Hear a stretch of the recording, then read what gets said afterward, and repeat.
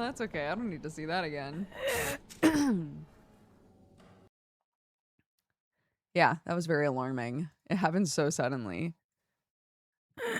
Also, this thing constantly changing. Why is the quality so low?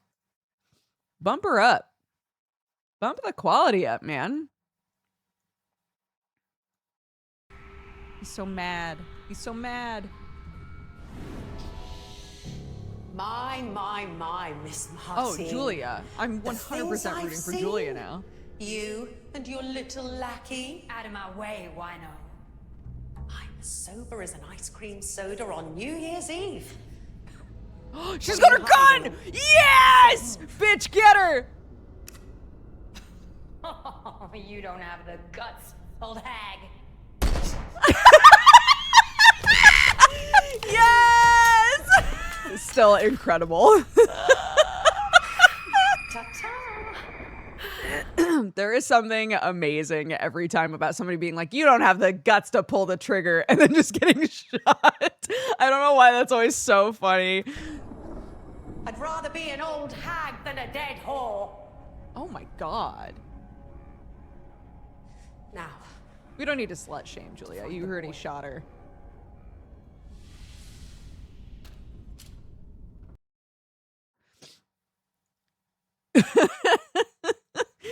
It's so funny looking back on when I was like, yeah, Julia, I'm rooting for you. And then literally a scene later, I was like, oh my God, Julia needs to die.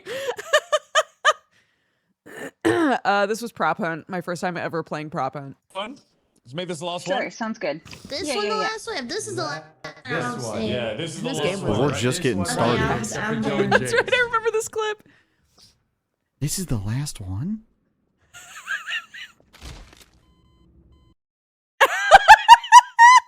One more time. Let's make this the last Sure, one. sounds good. This Yeah, one yeah, the yeah. last one? If this is the last This one. Yeah, this is the last one. We're right? just This getting one right started. here, Except for I'm Joe and down. James. This is the last one?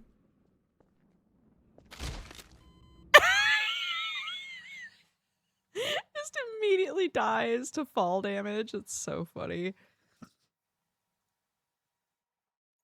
Please, sir. Just a few more pixels, please. Change props. Hey! Oh, I can. What have you done? I'm stuck. I don't know. I'm stuck.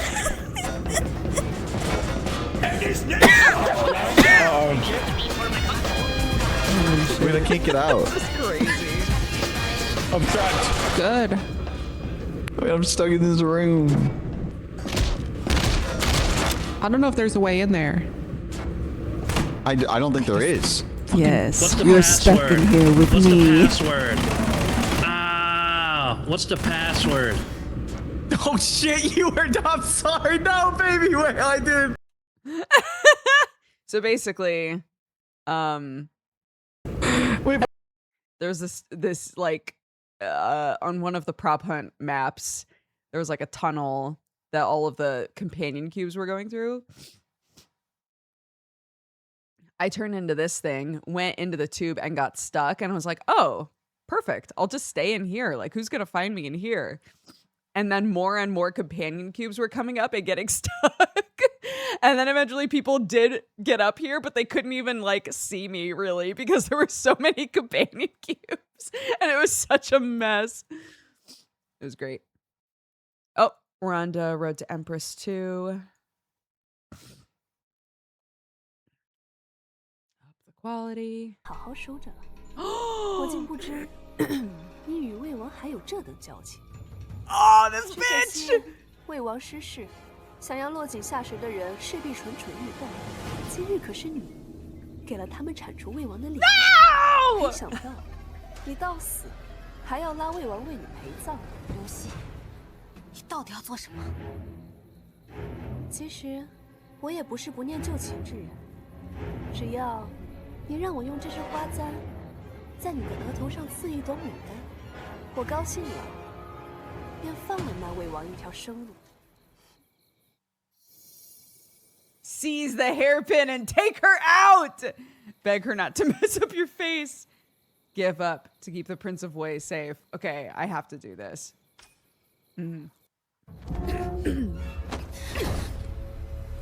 probably gonna die, but at least I die fighting. Oh, I didn't even finish it. I did kill her. I took her out, legitimately. This might be the rest of that scene. This is literally the very beginning of the game, by the way. 是我对你的许诺。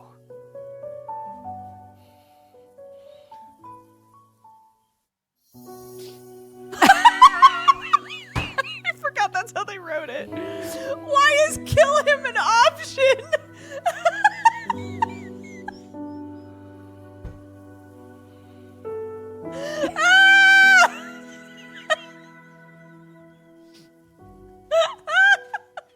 Guess what? Plot twist. Okay.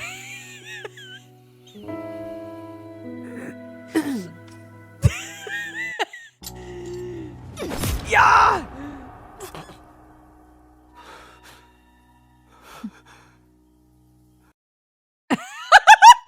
Didn't even show the rest of it. Perfect.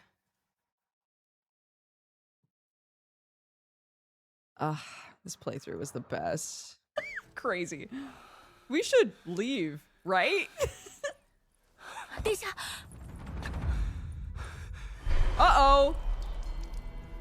Oh no. 杨景， 殿下 He started his period right now. 殿下你 It's the worst 姑娘 timing. 殿下这是怎么了？ 快去准备上药。 是 Okay. Will you treat his wounds? Yeah, obviously. 既然是好机会，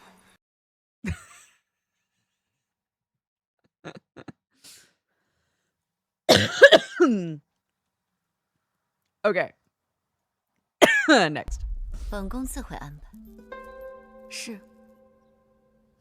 No, quality. Uh-oh. Quality. Uh-oh. 本宫自会安排。是。 Uh-oh. Uh-oh. Is it about to fade to black? Dude, it's a death. It's a death. It's a death. It's a death. It's a death. Ah! Not a ew! 怎么办呢？皇后要招揽的是棋子，不是主子。 He tapped me and then wiped his hand. Why did she kill me?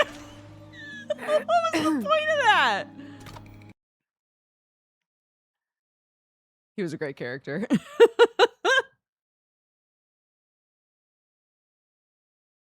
觉得他有在意过我吗？啊？就这么轻？ She told me to marry that girl. Is it because she doesn't even like me, bro? Dude. Oh, God. She didn't even hit that guy. She totally could have just hit that guy and told him to fuck off, but she didn't. Bro, he's such a goob. 轻易的让我从了其他人，没有一丝犹豫。I did every other option first, man. 亲自问问五姑娘了。 These boys get so depressed over me so easily. Oh no. Hot. Hot as in temperature. If my face is bright red in a video, you know it was Schwarm. What roast do I use? I use the classic roast from DodgerCoffeeCo.com or Midnight Sloth, our collaborative roast with Crendor. Both are delicious. You can check them out now at DodgerCoffeeCo.com. Hashtag sponsored. Hashtag ad. I guess.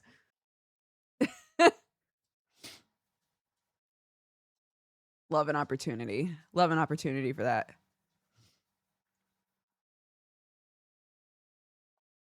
I should make this. There'd be an ad where somebody opens up a cupboard and it's all grayscale and a voice goes, this is what inspired the fan art, by the way. the PZN fan art of the ad t-shirt where somebody opens up a cupboard and it's all grayscale and a voice goes, forgot to buy coffee again. You can get it delivered daily if you're crazy. Yeah, you can get it delivered daily. Yeah. And then you turn around and you go, and then it goes bling. There's like a wow. And then suddenly, Dodger coffee in her hands. Never fear. You were smart and you set up your Dodger Coffee Co. subscription. Remember? And then the lady goes, I had forgotten, but thankfully Dodger Coffee Co. didn't. That's it. Print it. Still need to make that ad. Okay, now we're on to Next Fest. Clips from demos. Oh. I am Pizzazz. I am he and he is me. Seriously? Cough, blink, let my smoke sting your eyes. Have you recovered? How do I get rid of closed captions? Yeah, just turn them off of here. I think we're fine. Seriously? Cough, blink, let my smoke sting your eyes. Have you recovered? Are you ready? Who are you? No, wait. I am Pizzazz. I am the night sky, the night's eye. I am the moonbeam, an emanation of illumination. I am radiant radiation of the lunar variety. I like lunatic variety. Shush! Watch closely. This part is beautiful. Behold the chaos of the ocular eclipse. Can you feel it? Take a moment and really feel it for its deliciously terrifyingness. Yes, a symphony of light and shadow. Hearken to the whisper of your destiny. You must listen. I don't hear anything. It's a metaphorical whisper for tonight.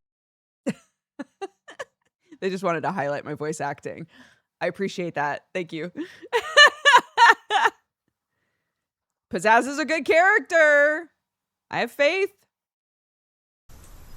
How dead will I be if I fall from here? And by fall, I mean jump down. Because it seems like there's no fall damage. Let's start testing.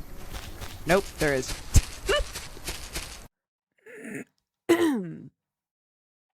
What game was that? Oh, Solar Punk! I forgot. Forgot about Solar Punk. Oop. What is this? This is my start screen. Duger is on fire. Duger is on fire. Hello.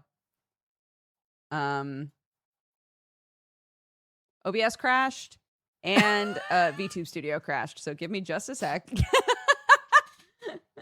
Basically anything that that needed graphical something.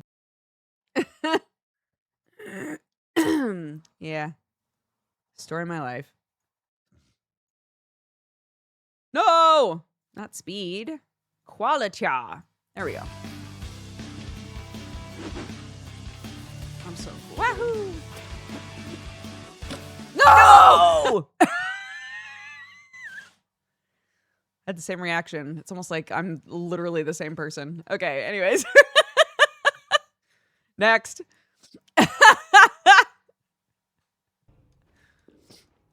I need a coin. I need a coin. I need a coin for Charon. I need a coin. I need a coin. I need a coin for Charon. I need a coin. I sang this for so long. I need a coin. I need a coin for Charon. I need a coin. Bye, Nick. I need a coin. Bye, Nick. I need a coin for Charon. Okay, fine. Let's go look at those pipes again. Fine. We'll go look at the peeps again. I want to like that game, but the like art mini game inside of it is so rough, dude. Oh, this is me showing off Mini Mushy. It's Mushy. So she looks like this. She's so cute. And she's got her little coffee mug. I guess it. No, this makes the most sense. She's got a little coffee mug, and then she's got a sign that either says "You're doing great" or "Everything is awful," and you get to decide. I'll put it on "Everything is awful" right now. Ominous. An ominous thing to say.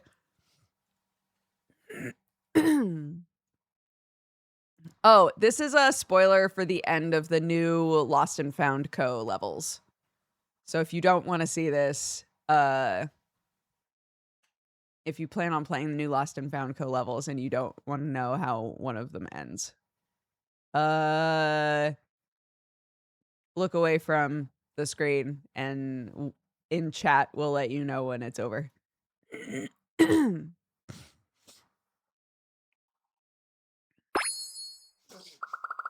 So, this is the secret scroll. Let's see what's inside. Is this a fan fiction? What in the world? It's fan fiction! Master Harizo, why would you write something like this? Oh, that was it. Never mind. Come back. Come back. You're safe. We worked on my room a little bit at the end of stream, but I didn't do anything else with it. Oh, this was Deer and Boy.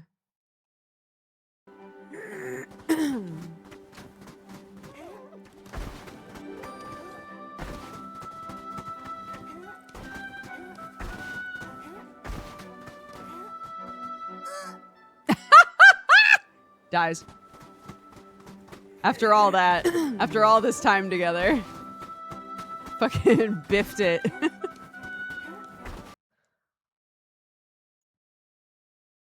All right, our final clip. Oh, I know exactly what this is. It's literally from yesterday. That was really cool. I agree.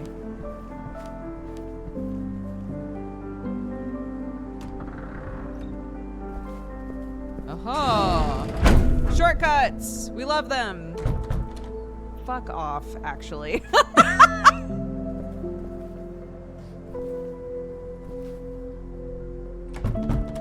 What do you mean? What was the point?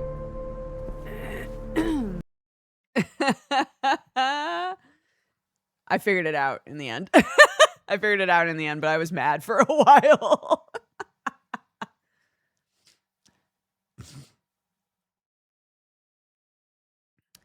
Dimhaven, I just finished playing that a couple of days ago. We've been playing it the last couple days, and it's hard, man. It's a hard game.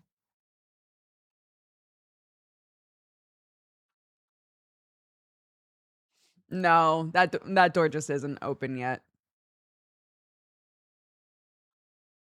That door isn't open yet. There was a different thing to do, and I did need that staircase for it, so it was fine. It was fine. I figured out what all that work was for.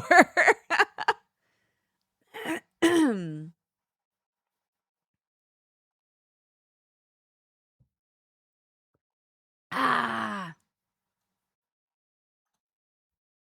Oh, yeah. Is shipping too much? The plushes will definitely ship to a lot of places, but it's the shipping costs that are hard for sure.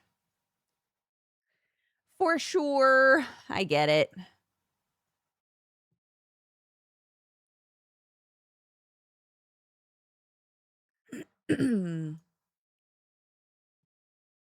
The kitchen was weird because suddenly they were trapping you in blue walls to solve a puzzle.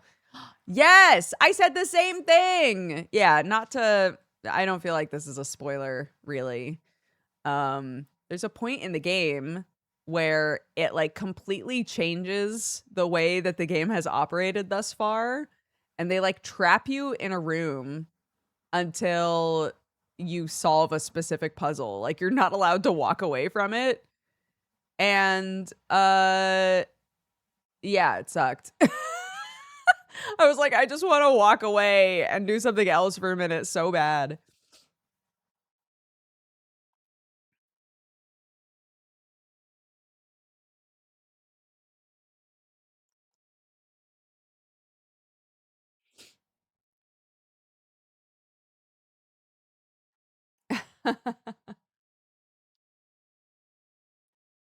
Yeah. Chat was telling me I'm only like halfway through that game right now. And I was like, oh God, do I want to continue playing this next week? I don't know, man. I don't know, man. I don't know if I want. The problem with Dim Haven on stream is you spend so much time just staring at the same shit. And like, for plenty of people, that's like a cozy watch, but you know, part of my job is to look at the numbers, and a lot of people were like, all right, I'm out. So, you know, if I'm not particularly married to playing it on stream, then I'm kind of happy to play something else.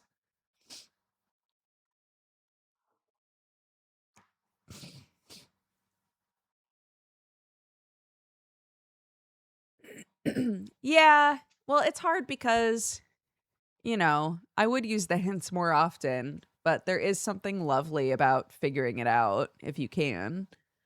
I have been using the hints occasionally. Oh my God, I'm so phlegmy. Sorry.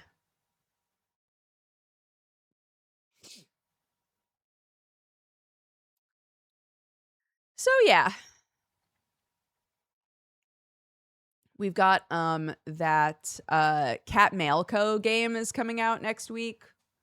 So I'm trying to put together a group for that. I think that'll be really fun. It's like a mailroom management game, except everybody's a cat.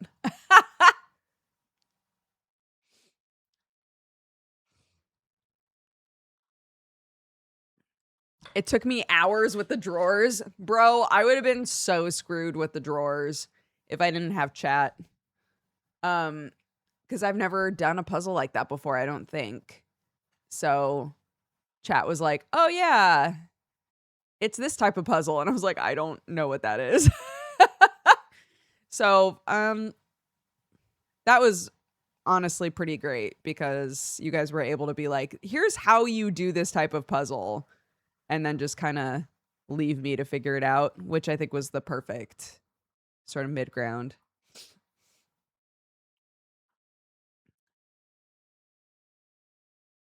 I haven't figured out a single puzzle before you. Holds your hand. That's okay. Again, I have chat. I have chat, so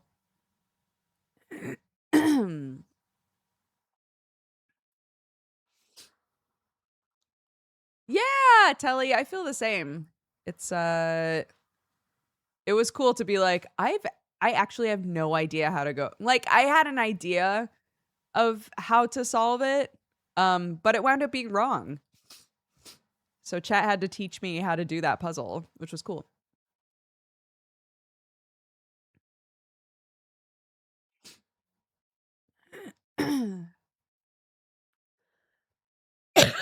$83 days until Control 2. Dude, that game's gonna be so fun.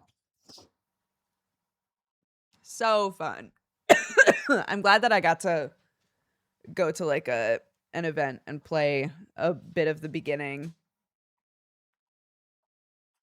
Because I specifically had, oh my gosh, I might have to step away and blow my nose. I specifically hadn't watched any trailers or anything. I had no idea what to expect.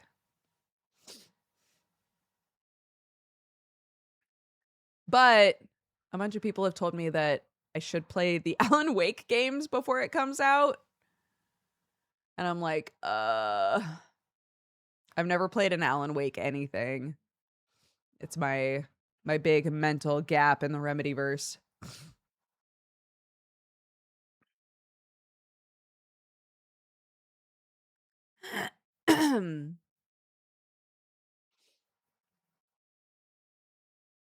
Just 2 will do. How long is it? Wait. How long to beat Alan Wake 2? 15 to 30 hours? How long to beat? 26 hours. Oh my god. Main story takes about 19 hours. If you also do side content, it takes 26. Okay. That's not too bad. That's not too crazy.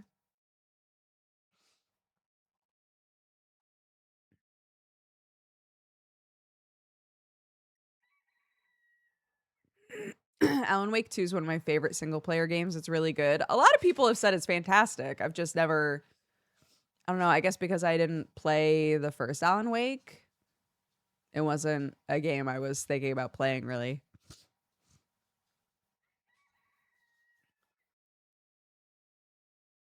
How long did it take me to beat Deer and Boy? Oh, we played that in, let's see. That took 4 hours. It's not a long game. I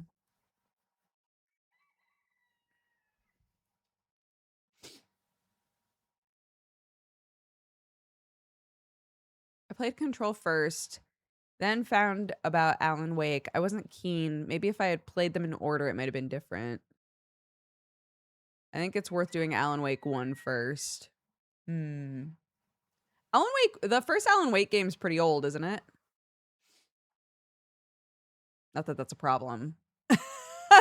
just saying it's from a while back, isn't it? Nearly 20 years. Damn. Bree can probably answer any questions with her stacks of notebooks. I was talking with Bree about the like note-taking thing because she was like, one of the reasons I take notes is because I can't remember shit. Because I go to her about Sunforge stuff all the time. I'll be like, hey, did you write anything down about this character? Or do you remember anything about this guy? And she's always like, oh my God, I don't remember anything about that, but I'll try to find it. You know? So like, yeah, I probably could go to Bree and ask some questions, but one of the reasons Bree takes so many notes is so that she also remembers shit. Yeah, Bree's lovely. She's such a sweetheart. I adore her.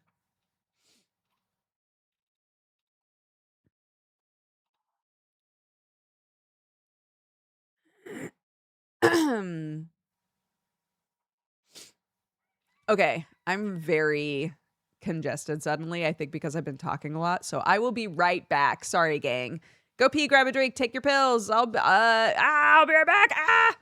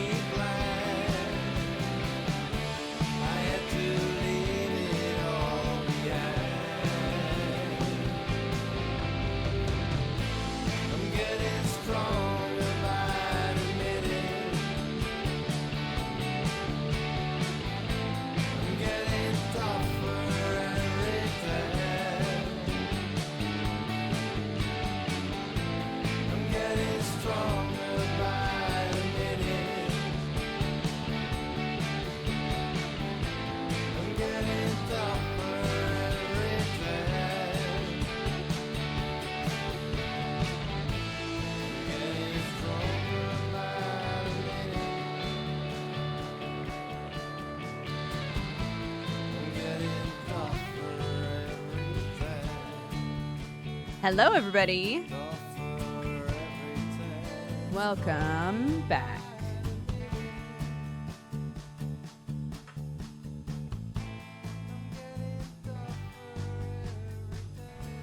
Ba-ba-ba-ba-da. Both of those songs are by Gorage, which again, we found out in real time one day, is one of our viewers' dads is in that band. Crazy. The world's so small, really. Boop. There we go. That's better. Yes. I blew in my nose. I grabbed a bunch of water, which will also help. I am not deflamed, but I definitely feel better. I definitely feel better. Yeah, actual dad rock.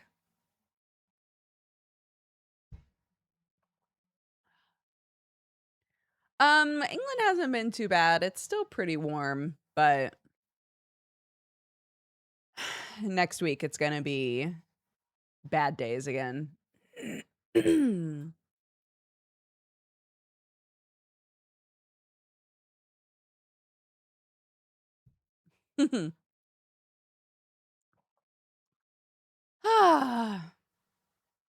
All right.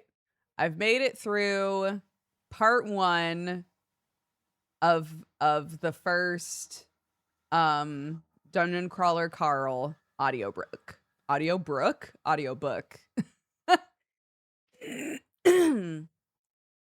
At this point, it's so hard to tell where it's going, aside from the obvious, because for anybody who hasn't heard about these books at all, it's basically like big buff dude gets isekai'd into a video game. That's not what actually happened, but like that's the vibe. a buff everyman and his girlfriend's cat get put in a video game is basically the vibe of the books. And the whole beginning is like them learning the system and how it all works and what's going on in the world and why it's happening. And the humor in it is very like millennial.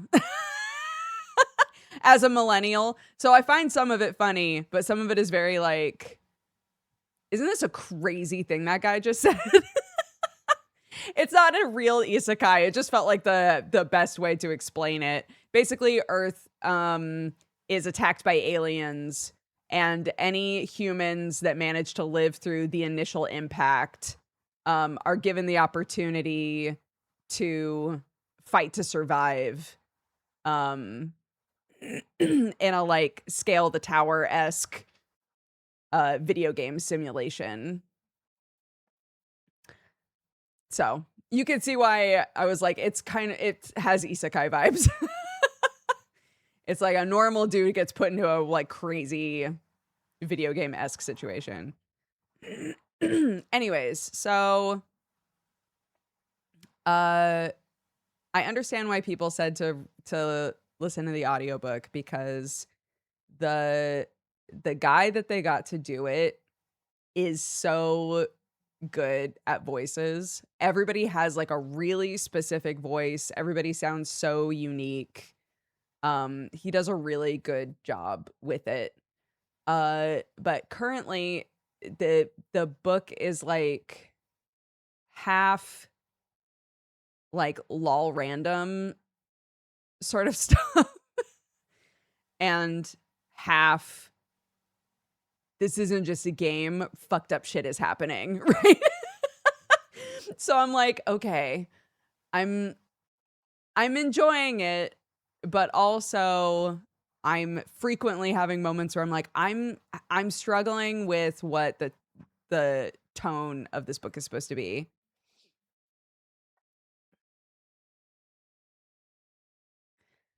like clearly they establish early on that like no one's ever, there's 18 floors, I guess. No one's ever made it past 413, but the aliens swear, cross their heart, hope to die, that if you can make it to floor 18, you get to decide the fate of the planet, right?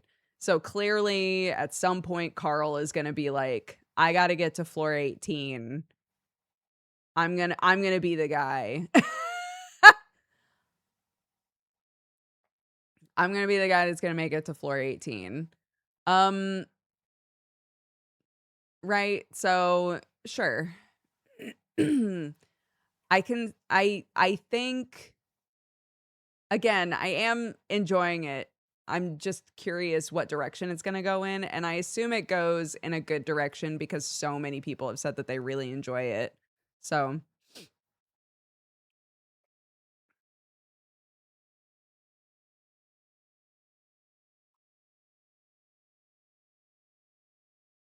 it's called Dungeon Crawler Carl. A lot of the like lol random humor at the start is the system, because the characters get achievements. Again, it's very like we're putting you in a fucked up alien video game.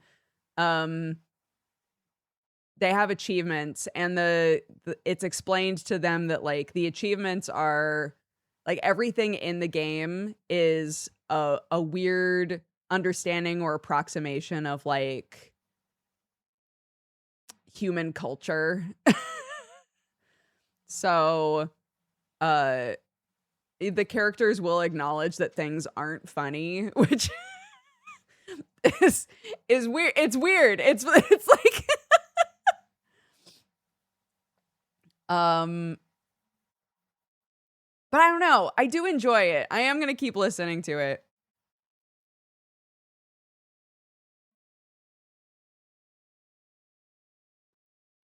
You're really selling the book. I think I'm doing a bad job of selling the book, but I guess that's kind of the point, because I don't know if I would recommend it or not yet. The humor, for the most part, works for me, but I think I'm the right age to enjoy it, you know?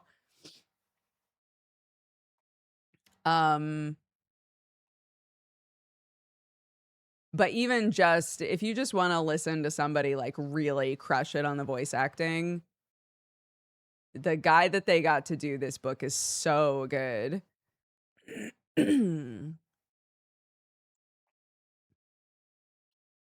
Dukes did this accidentally with Murderbot and had a great time. Oh, skipped the first book? That's true. That's true. And it took me so long to realize. I accidentally read the second book first in the Murderbot series, and I was like, oh, they're just like throwing us like it. Honestly, it's hard to tell that it's not the first book, because it feels like they're just throwing you in like, yeah, all this shit has happened. You'll find out more about that later. You don't, because it happened in the first book.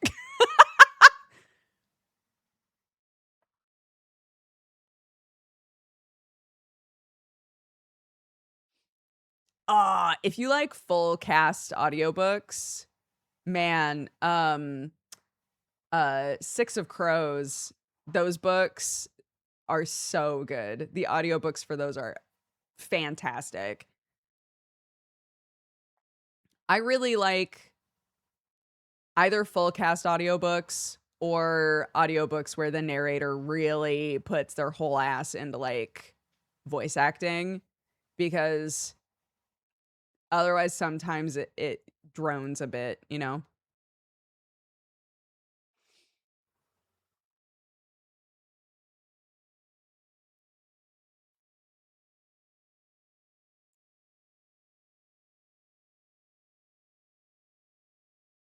I struggle to pay attention to audiobooks. I need physical stimuli. I listen to audiobooks while I'm doing specific things, which I think helps. I can't just like sit and listen to an audiobook.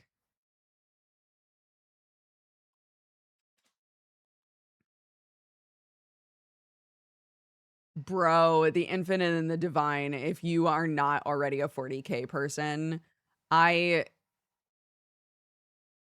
No. I had multiple people tell me that was a great starting book. In what world? In what world? In what world? Absolutely not. I think Eisenhorn is much better. Eisenhorn was a much gentler entry, I think.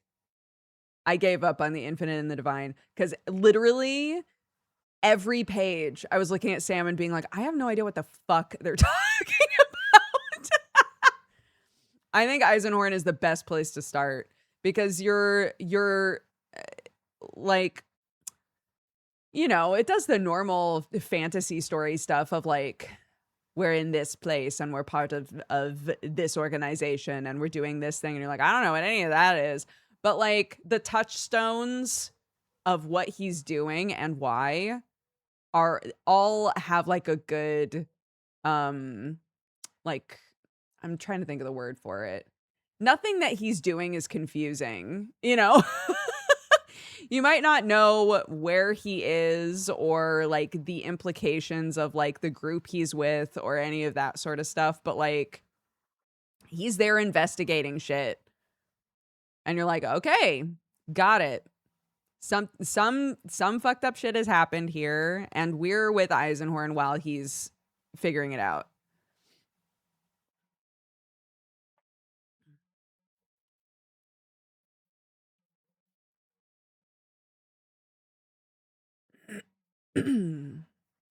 Yeah, you understand the motives, if not the names and lore. Yeah. Yeah. You understand what's going on, even if you don't know all the lore. Yeah.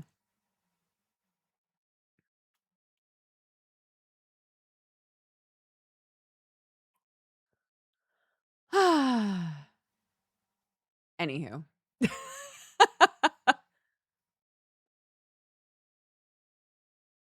I would love to find out what the Horus Heresy first 4 books read like to someone with no lore.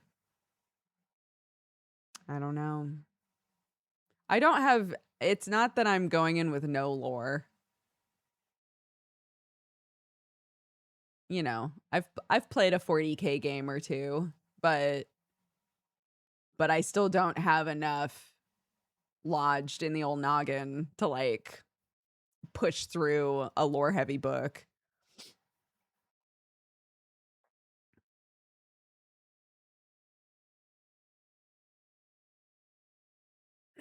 My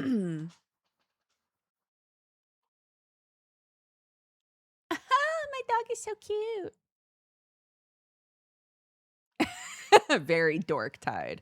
Oh my gosh. Jesse and I were talking about playing Dark Tide. I definitely want to do that. Yeah, the Emperor is just a guy. I know that. I've learned that. He's just a dude.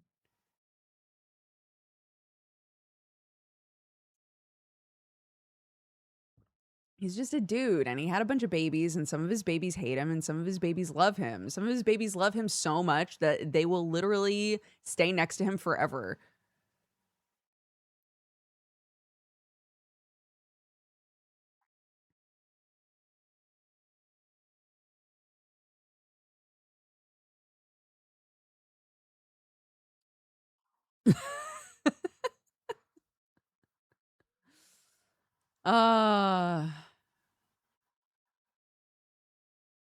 Sam remade me in XCOM. Sam's been playing XCOM with Jenks, and they made me and I died. And then they No, I didn't die. I was a casualty because I had to restart their playthrough. But I lived. I was living. And then they restarted the playthrough, so I like, you know, technically died. I died off camera. And then they restarted and they remade me. And I don't know if I'm still alive. I don't know. I hope I am.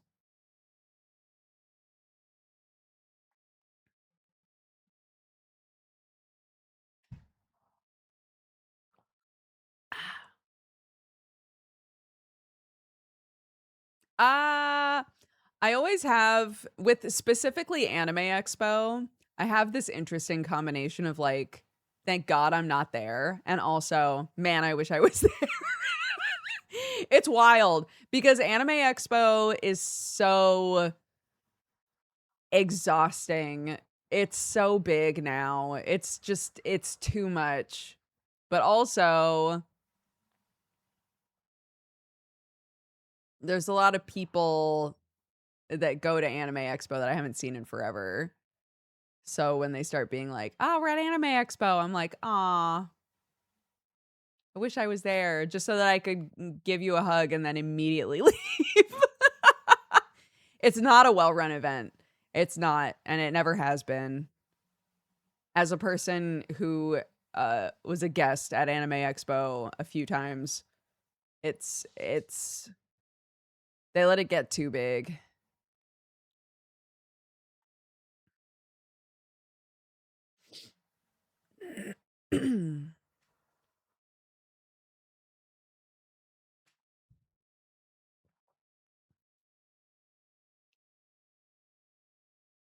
Would you go to any UK anime cons? I haven't looked into any cons here. I'm trying to remember. I was talking with a friend about a London con that they always go to, but I can't remember what it's called.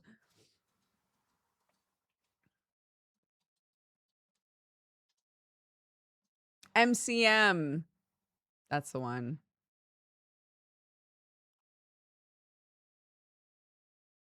Rip CoxCon. I know. Rip CopsCon. Not that one. Don't want to go there.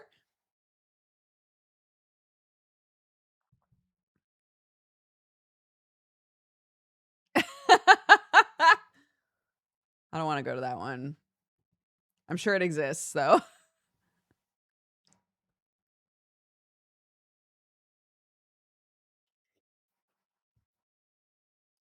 But yeah, it would be fun to start going to some Europe-based stuff that's not Gamescom. Gamescom is too much. One of the guys that we went to the Hades concert with, he was like, oh, I love Gamescom. It's my favorite. It's the only thing I make sure I go to every year. And I was like, God, talk about an overwhelming option. That's wild to choose to go to Gamescom. And he was like, yeah, because it's carnage. I was like, oh, you're that kind of person, okay? Got it.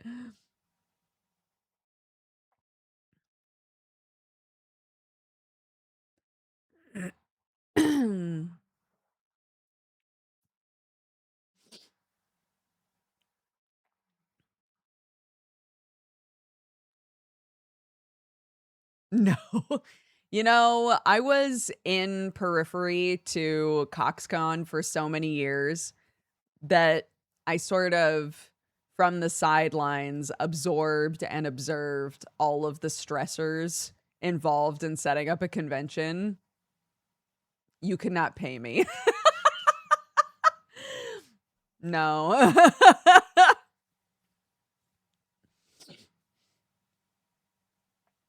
I would love to do something cool at a convention sometime once I'm like back in the swing of going to them, but oh my God, my nose is so itchy.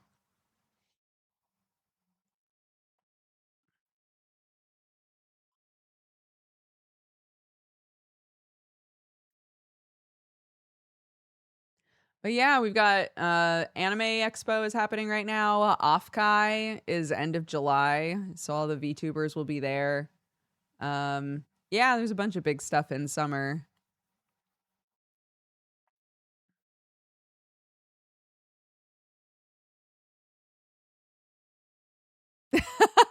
Yeah, DodgerCon will just be a secret convention.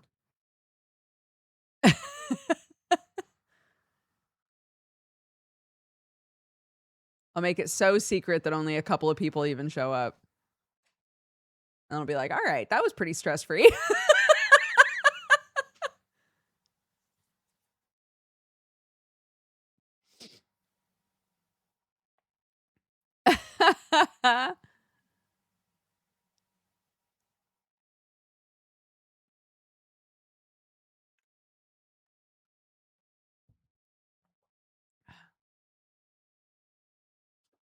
We've talked about doing a Dodger coffee stall at things. I guess there's a lot of complications with it because it's a food product. And we're not normally a like brick and mortar. But it would be cool to have like a little like, you know, mobile coffee thing that is mostly a coffee stall, but then also selling merch. That would be cool. But selling food and getting the right permits and all that stuff. If your food product isn't from the state that you're in or the country you're in is hard.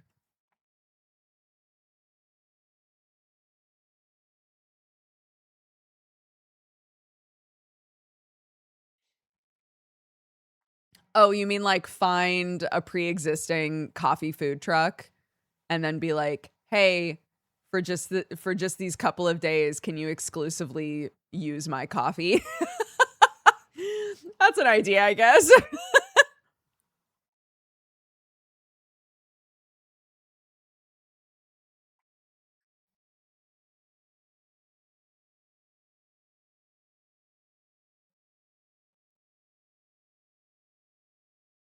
Yeah, it's not a bad idea. It's not a bad idea.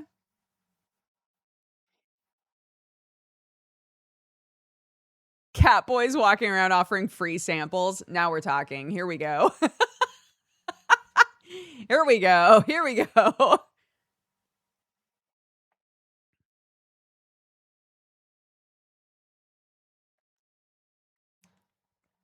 Do you get coffee customers that haven't found it via your YouTube or Twitch? I honestly have no idea.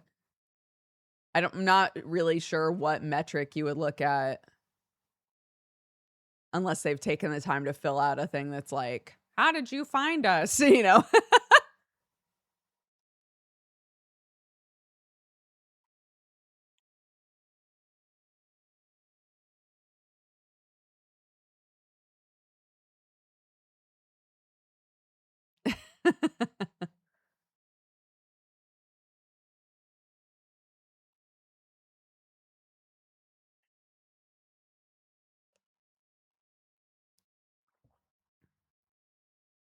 What's the armor called in Final Fantasy XIV? Which armor?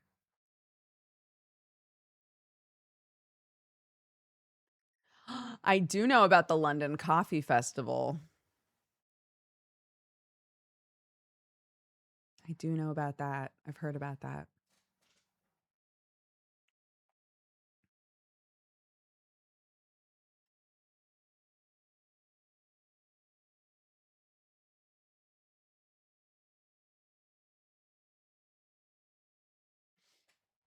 Yeah, there's like a festival where a bunch of like smaller roasters all get together and sell their coffee.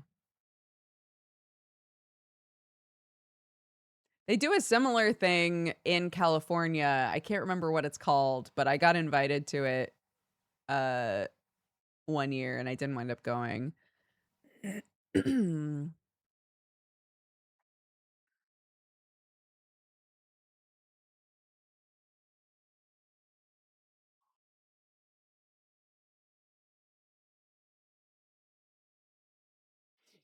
Oh, yeah. The mushroom cap is a separate creature that's attached to me. And it's given me some weird properties.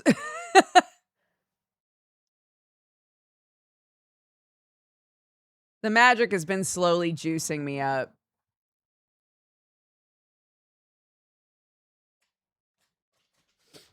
What age did you all start drinking coffee? I only did in university. My mom's always been a coffee drinker. She drinks specifically just plain black coffee. So I would sip her coffee occasionally. And then we got our first like coffee shop in town. I grew up in a very small town. We got our first like coffee shop in town, and so she started going there to get lattes. And I started drinking what we call steamers, but they're basically like steamed milk with syrup in. So I would get what's called a vanilla steamer, just a shot of vanilla syrup and then steamed milk.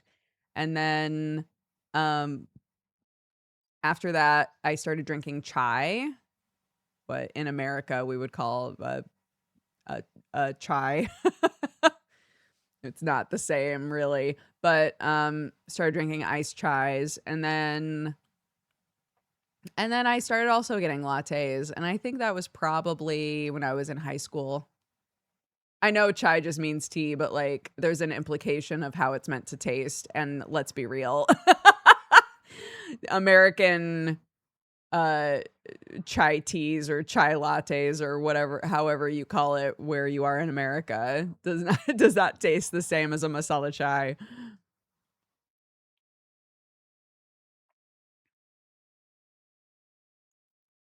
But yeah, I started drinking them pretty early, I guess, but drinking them regularly when I was a teenager. I was always small, so people would always do that thing where they're like, "Don't drink coffee yet because it'll stunt your growth," and you don't need that, do you? Which was really funny every time.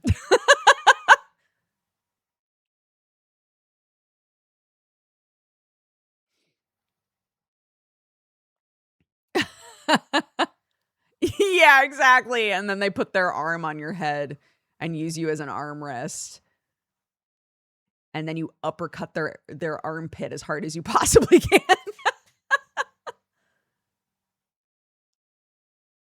And then they never do it again.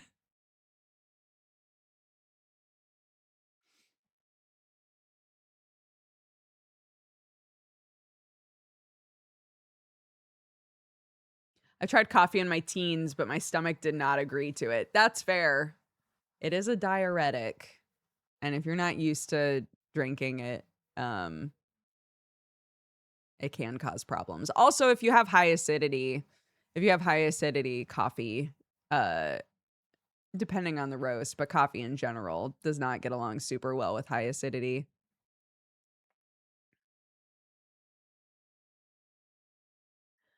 Cold brew helps with that. It takes away a lot of the acid, but then the caffeine content is higher, so you get zoomies.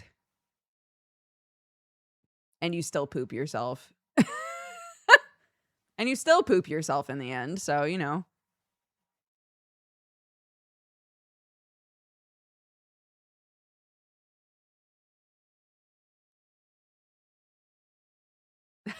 My mom loves bitter food.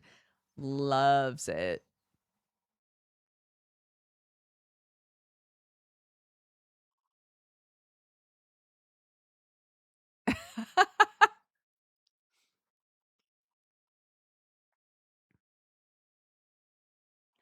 Yeah, Sam drank coffee yesterday. Was it yesterday? Or the day before? We had breakfast together and he ordered a tea. And I think it's the first time I've seen him drink tea in years. I was like, tea?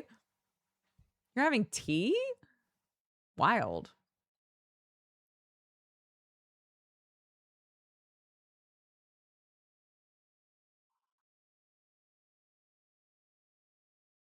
Is he a soda guy? No, he's a coffee guy. But he's on a new medication that does not mix well with caffeine. So he hasn't been having coffee at all. And he was like, "Well, I don't want to get a coffee, but I'll get a tea because the caffeine content isn't as high." And I was like, "Ah, that makes sense, but it's still weird to see him drink tea."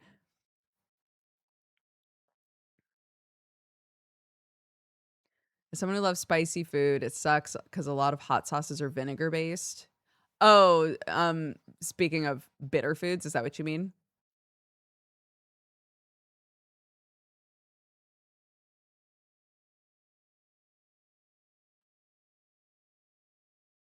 Yeah. Yeah, that's true.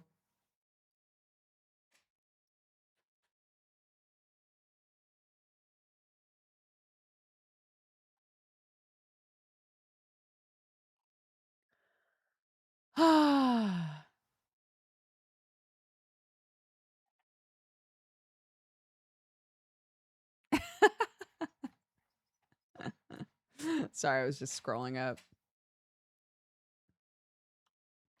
Just scrolled back up to the short jokes real quick. Oh no, God. I feel like lately I blink and my phone is like about to die. And I don't know if the battery is dying quicker or if, I don't know, or if I'm using my phone a lot and just not really realizing it.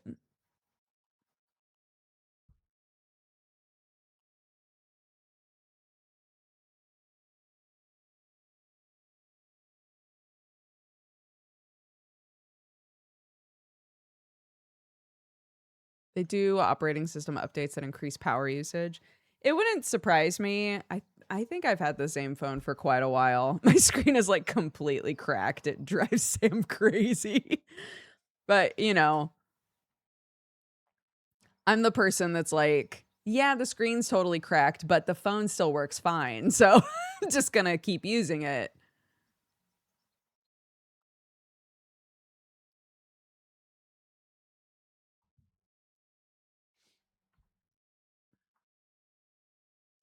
I'm an American. I moved to Germany and it's crazy how much taller people are on average. I haven't noticed a difference here, to be honest.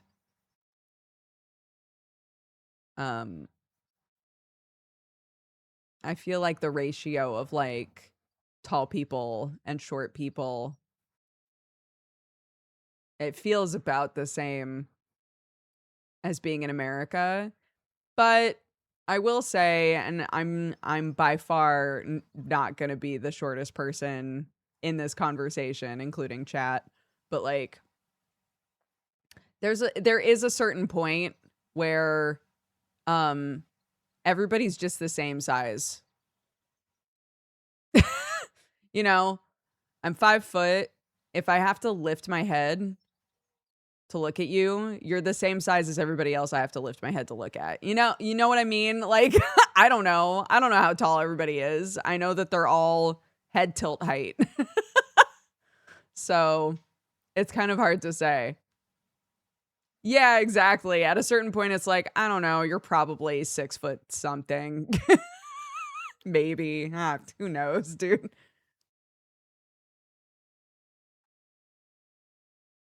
Yeah, it's all the same. I haven't measured myself again in probably like 10 years.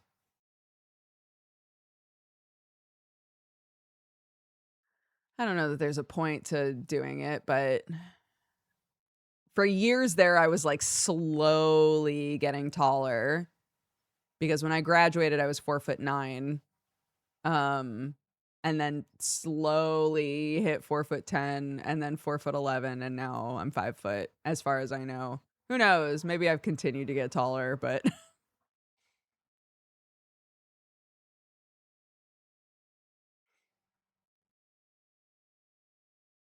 I feel this because I'm a dwarf and I have no effing clue how tall other people are. Yeah, I'm sure. It's just like, I don't know.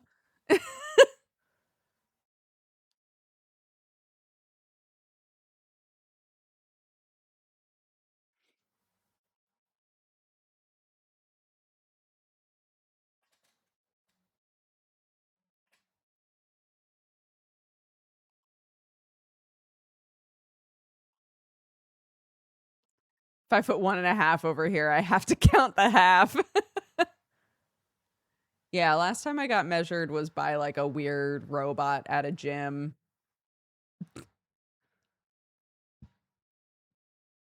I was like, all right. If the weird robot says I'm 5 foot, I guess I'm 5 foot.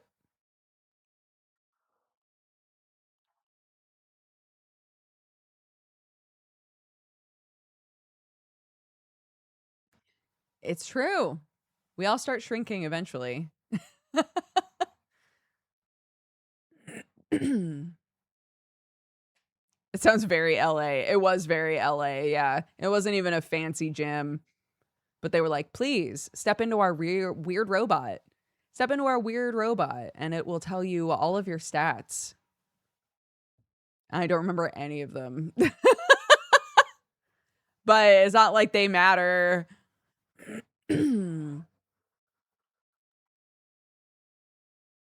Why would the robot lie? True.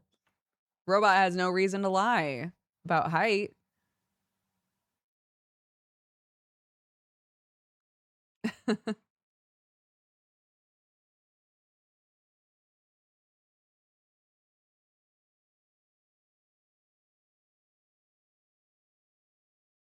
Tell me I could check my IRL stats with a gym robot? If your gym has a gym robot, you can, yeah. After 40, you lose like half an inch every 10 years. Is that a real average stat? I'm almost there. I'm almost there, and then I can start shrinking.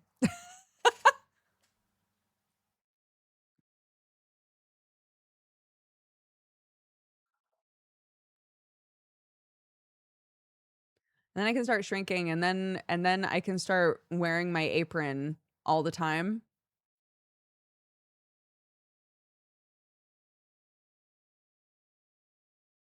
I have to just slowly transform into like a little angry nonna. Oh, hold on. I just got sorry. On that note, I just got a text I have to look at super fast.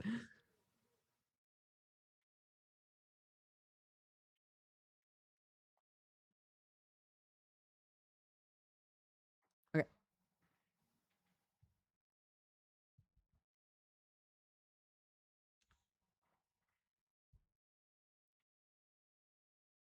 How's the Italian citizenship pursuit going? I don't think it's doing anything right now. I sort of left it in my brother's hands, but you know, he's had a baby and stuff, so I don't think anything's happening with it right now. But we do still qualify for it because they changed the rules in the last couple of years. And so we double checked and we are still in the clear to pursue it.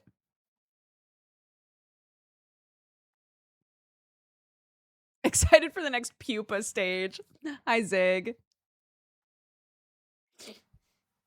Yeah, to quickly catch people up, my brother and I are wanting to pursue Italian citizenship by family. And the rule now is like if your grandfather, if one of your grandparents or one of your great grandparents was born and lived in Italy, then you can apply. I can't remember what it is exactly, but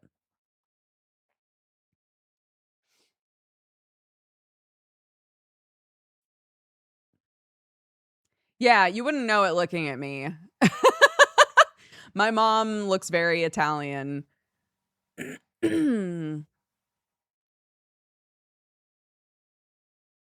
And by that, well, I shouldn't say that as like a blanket statement. She has like the very olive toned skin and like dark hair.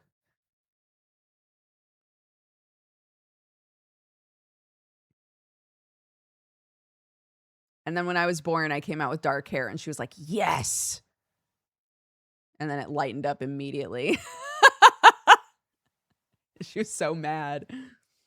I was laughing about that with Sam too, because Sam's hair is like almost black.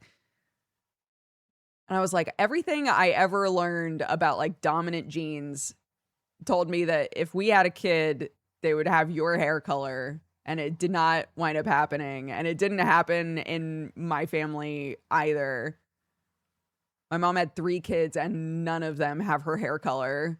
I'm like, I don't know what's going on with my dad's genetics, but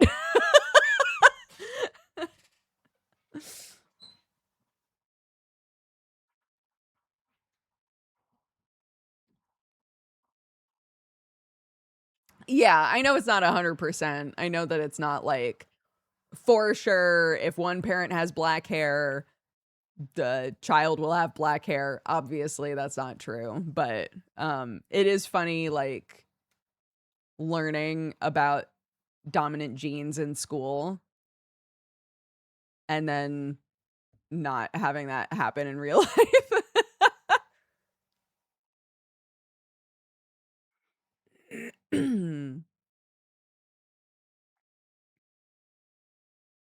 Aw, Free, that is really cute.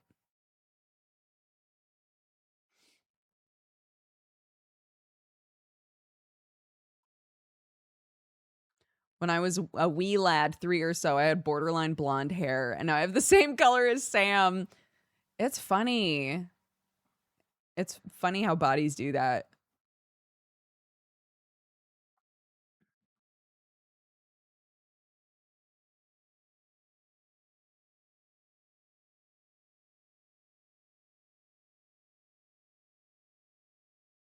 Oh, tatters, hopefully not. Fingers crossed for you.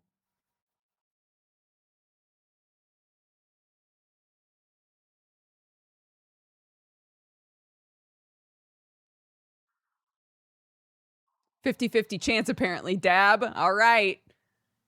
50-50 chance, I believe." Oh my God. Stop texting me. Stop texting me.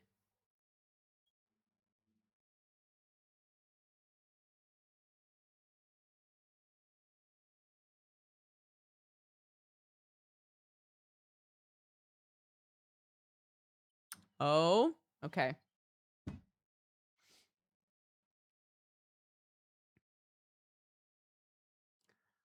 Geekenders might be happening at normal time.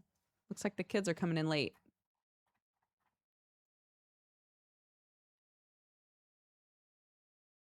Hold up.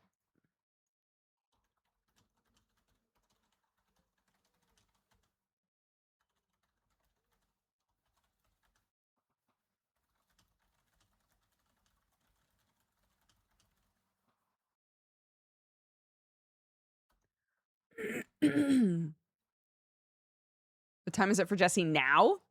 4 o'clock is 8 a.m. So 3, 2, 1, 5 a.m. for him.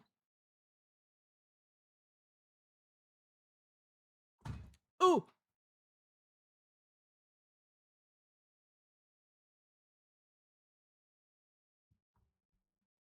Maths. Maths.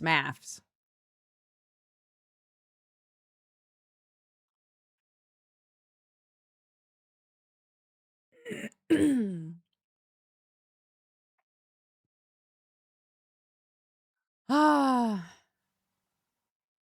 Yeah. I just want to be able to hang out with my kiddo when she gets home because I haven't seen her in a couple days and I've been so sad. Yesterday, literally the reason that the night just like vanished was because I didn't know what to do with myself. It's really strange when you're used to having kids around and they're just not there. And you think to yourself, I'm gonna live it up. You don't. You don't. You just sit there with your hands out in front of you like, what do I do? What should I do with myself?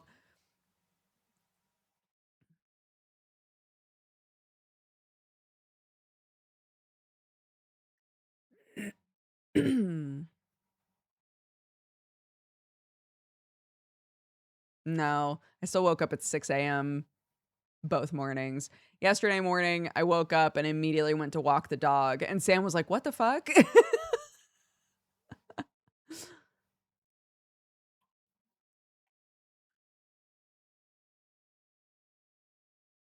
Because I'm used to like waking up and immediately doing stuff. I'm used to waking up and being like, all right, what school clothes do you need? What are we doing? Here's breakfast, you know?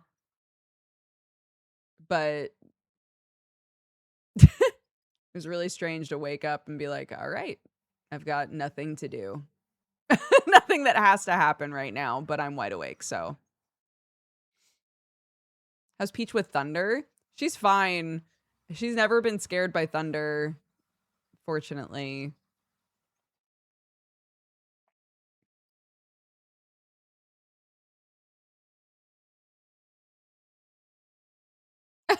Reminds me of a short about a couple of parents going on vacation by themselves. The dad sits sad on the bed because the kids would have loved this place.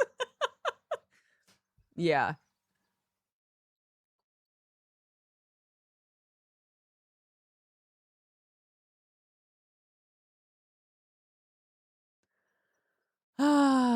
We are right around the corner. We've got one more week, I think. We're right around the corner from summer break here in the United Kingdom.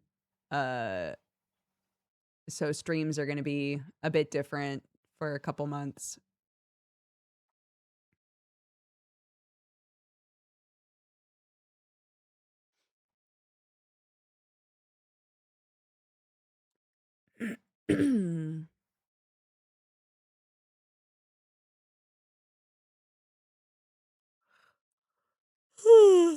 No.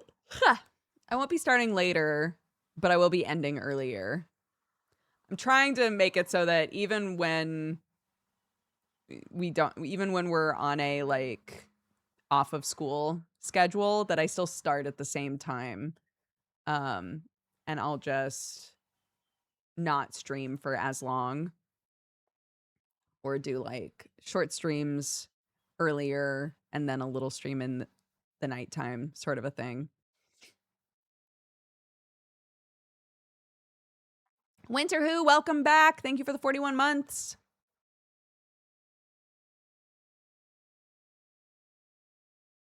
I was talking with my kid last summer. We did what I called boredom mornings, because the last thing I wanted was like for me to go to work and her to have just been like zoned out watching TV or something all day long, you know? Not that I think there's anything wrong with having days where you're just like, I'm just gonna veg out on the couch and watch TV. I think those days are great. But just so that it was a bit easier when I started work, the idea was like, okay, we'll like, you know, do some baking or go for a walk or something in the morning before I started work. Something that wasn't like super stimulating. And I was like, hey dude, you remember last year we did like the boredom morning thing? And she went, yes. It's like, just so you know, we're probably going to be trying to do that again. And she was like, okay.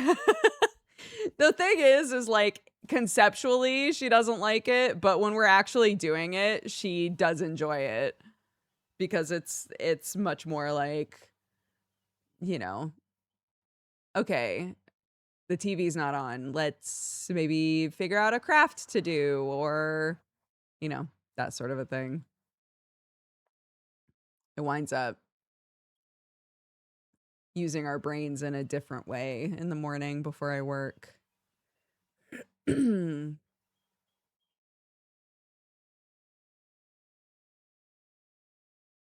probably got left home alone more often than I should have as a kid. Oh my gosh, we were on the when Dave was over, we were trying to find something to watch, and I was like, it just has to be appropriate for Clark. Something you should know about my kid is she's very much a like age rating rule follower. If she sees that something's like for ages, you know, 10 and up or something, she'll be like, that's too old for me. I shouldn't be watching this, right? Immediately. So Sam was like, well, when I was your age, I was watching this. Every single thing that we went to look at was like age 12 and up, age 15 and up. And he looked at Dave and he was like, why did no one care that we were watching this stuff? Dave was like, what? Were we just left alone to watch stuff we should not have been watching? It was so funny. Literally everything they went to put on, Clark was like, this is not for me. This is inappropriate. So funny. That's the thing, is that, you know, like, do those shows actually have things that would be harmful for my kid to watch? I don't know, because some things that I'm totally fine with Clark seeing are bundled into like a higher age rating, you know? So she just, for whatever reason, has been very, I shouldn't be watching this, you know? Which I guess is better than the alternative. If she's uncomfortable watching something, then, you know, that's fine. We just won't watch it. But yeah. When she was really little, sometimes things would be on and I would turn it off. And my explanation to her would be like, you know, as the parent in the situation, I have to try to assess on the fly if I think something is not great for your brain at this age, you know? And I think she's trying to sort of take the reins on that a bit more and assess for herself using whatever information she has. Like, is this going to be something that's okay for my brain, you know? So now we're trying to like meet in the middle of, if I know that generally this is going to be fine, you know, will she trust my assessment of that or not?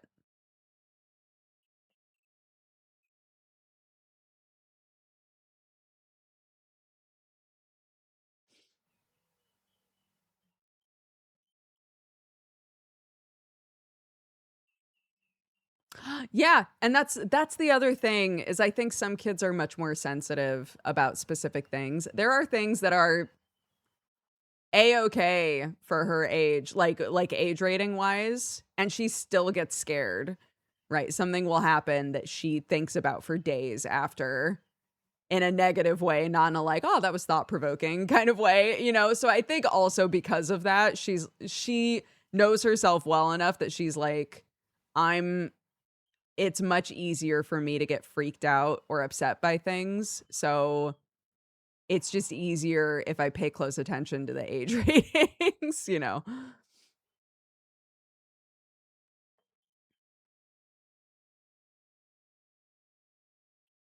But it's hard because kids also at a certain age want to like she really wants to find like age appropriate spooky stuff. She's really interested in that. And we've tried a few things. And there's always a point where she's like, turn it off. You know, so you just never know.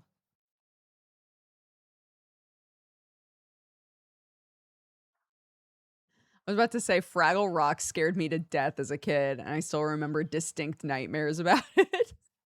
There was we had Brooklyn Nine-Nine on, and she was not watching it. I just had it on as like background noise.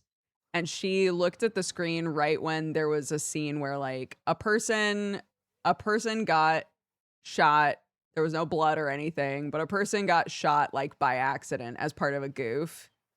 And she to this day is still like, remember when you put that show on and I watched somebody get shot? Like, I want to be like, out of all of the possible things where someone was getting shot, that was not that bad, you know?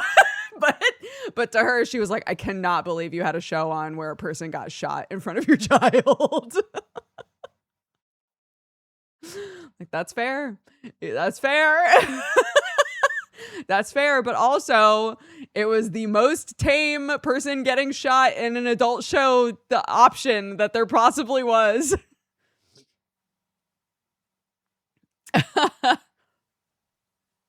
There's a kid that my kid goes to school with whose dad works on like horror movies.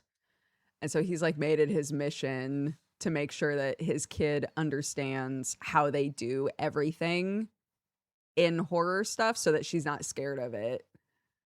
So this kid is like so desensitized to stuff and will sometimes say to my kid like, oh yeah, I watched a XYZ thing.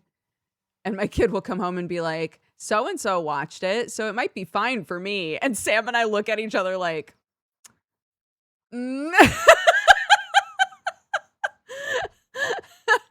bro, that's not going to go well. I'm so sorry.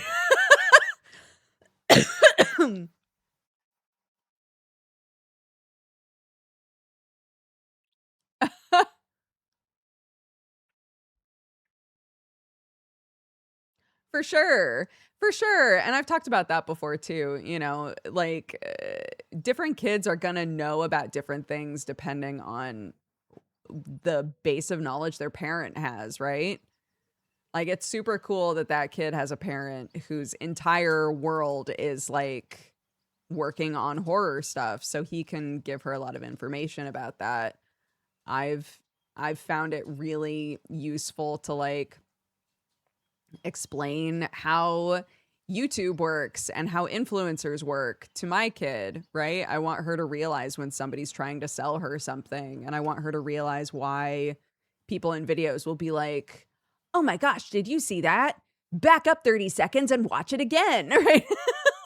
I want her to understand why content creators do that and what they're trying to achieve by doing that. I think that's good information to have when so many kids are watching YouTube and stuff now.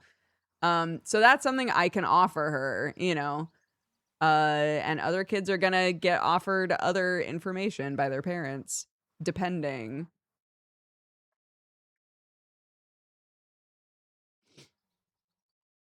People do that in videos.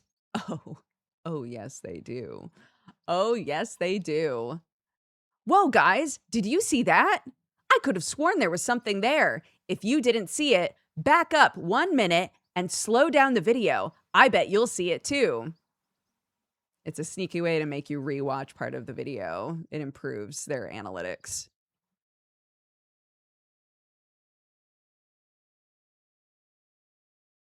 But anyway, yeah, stuff like that. Unless somebody explicitly tells you why they're doing it, it might not occur to you why they're doing it, you know?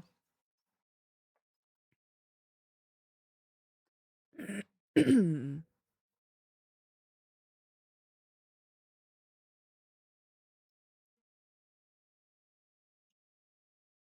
only content creators I watch are you and Jesse. I'll try not to let you down. I'll try not to let you down. I hate I'm a grown-ass adult and still get influenced so easily. I was saying to Sam, it's really frustrating because AI is getting good enough that I'm starting to get tricked by it. Sometimes, like, and I've been tricked by it enough that now I literally don't trust anything. If there's just like a cool video that I see, my immediate thought is like, right, but that's probably not real, you know, which sucks. It sucks that I don't know what's like a real cool thing that a human did. I wish I knew. I wish that there were just like regulations to make it clear what is and isn't, you know.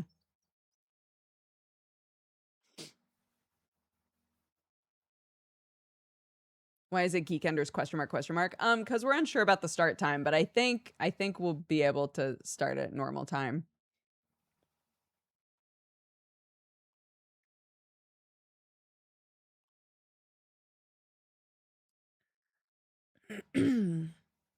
I don't have a relative called Elias Thorne, sadly.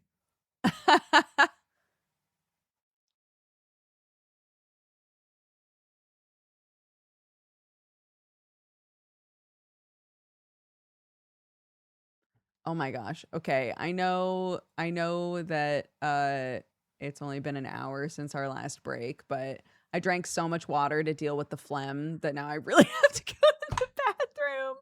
Now I really have to go to the bathroom. I'll be right back. I'm so sorry. Go pee, grab a drink, take your pills. I'll be back in a minute.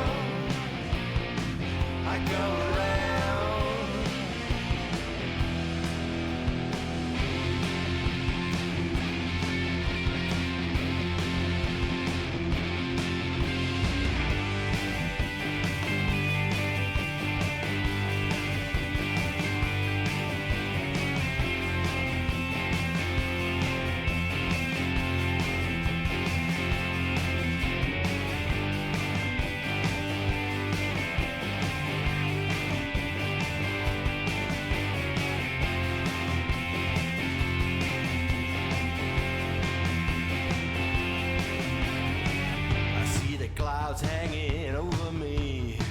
I close my eyes so I cannot see. I come around and I stand my ground.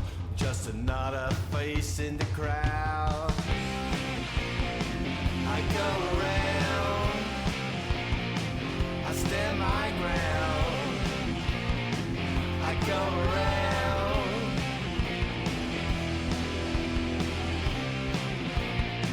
I come around, I stand my ground. I come around.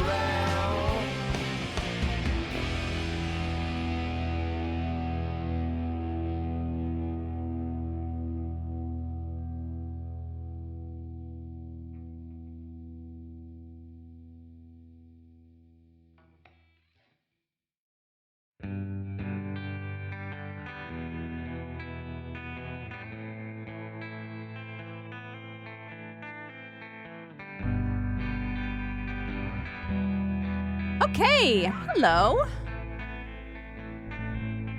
Spats!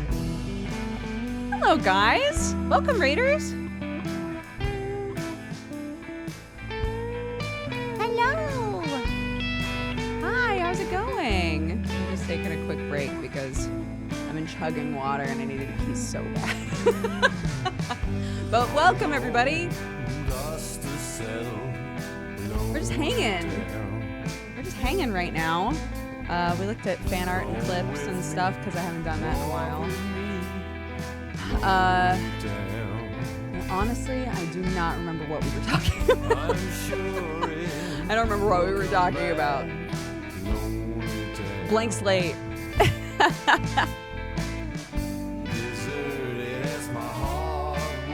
The band? The band is called Gorage. Gorage. Gorage.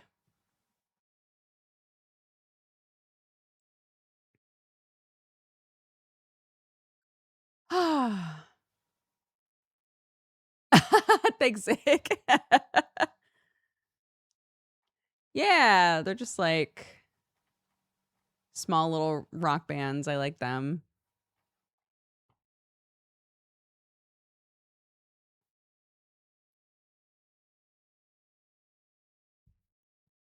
Moomin tier list when? I don't know, man. I don't know. Someday. I haven't promised to do it. I agree. I think it would be fun. But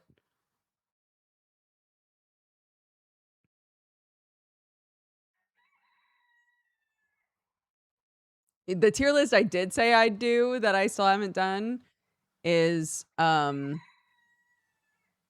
taking all those VTubers and deciding which Peppa Pig child they are. A very cursed tier list.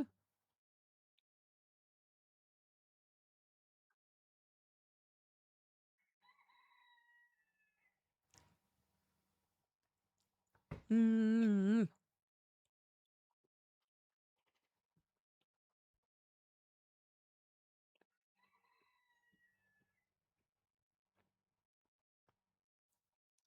Dude, the chickens keep going into the tortoise enclosure and eating their food. If I was one of the tortoises, I would hate the chickens so much.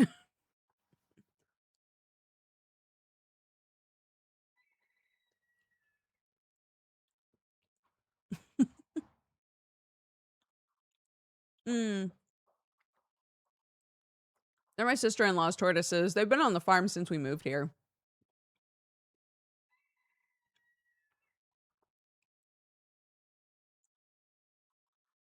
They're cutie pies. I like them. But the chickens just jump in there and eat their food.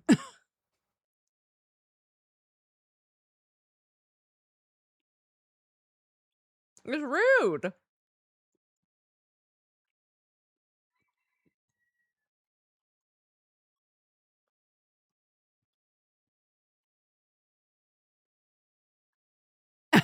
Yeah, true.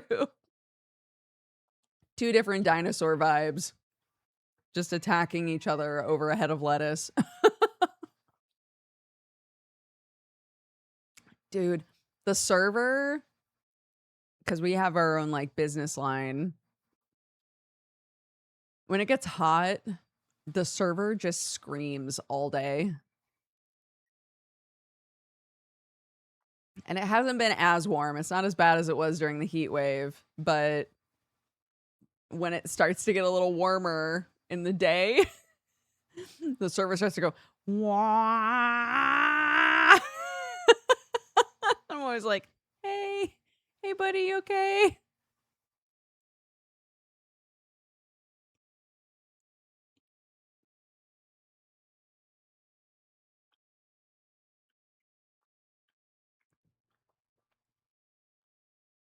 Yeah.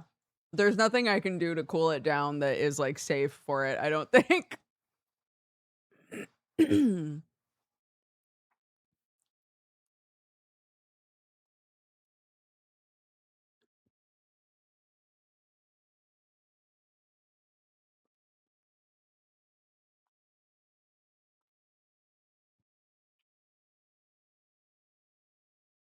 Mm. The problem is I'm in a long, long room. The server is positioned about as far away from the windows and the door as you can get. Unfortunately, because I agree. It would be really nice to just like duct the heat out. I'm not sure how we would do that though.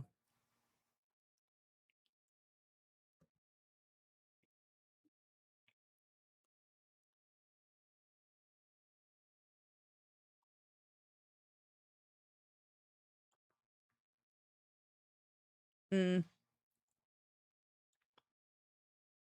guess without over explaining it, because if it were to go on the other side of the building, it would have caused a bunch more problems and we would have needed to lay a bunch more stuff in the ground. So we put it on the back corner.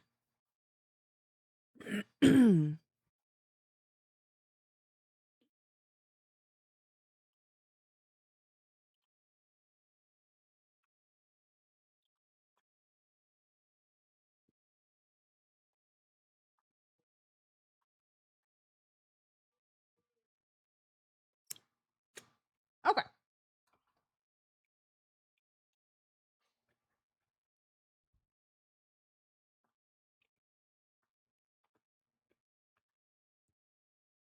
There we go.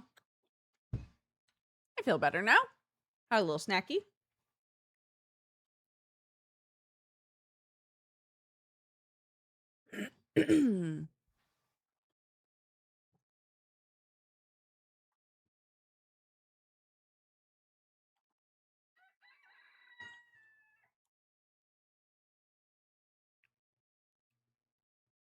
Does that mean one message per 10 minutes? Oh no, 10-minute follower only mode means you have to have been following for at least 10 minutes in order to speak in chat. We do that to curb bots or like, I don't think this has ever happened, but like hate raid sort of issue. Like anything that's just like people showing up or bots showing up and trying to start a bunch of shit.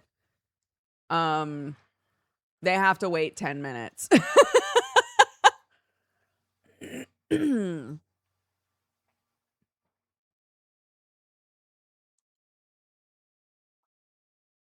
I did not have to wait 10 minutes to speak when coming with the raid. Yeah, because you came in with a raid that we trusted, and so follower only mode was taken off so that people who came in from the raid were able to say hi and chat and be part of things, and then we turn follower only mode back on after the initial raid is over. We have a system.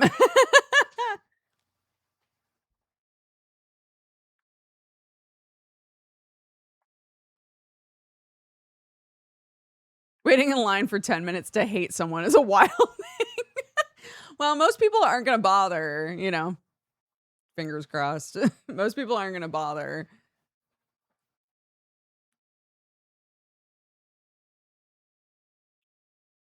That's something you can do, or is that you can do this if you have an Olivier? No, it's just built in. It's built in. Yeah, you can just say like, I want follower only mode. They have to be following for this amount of time.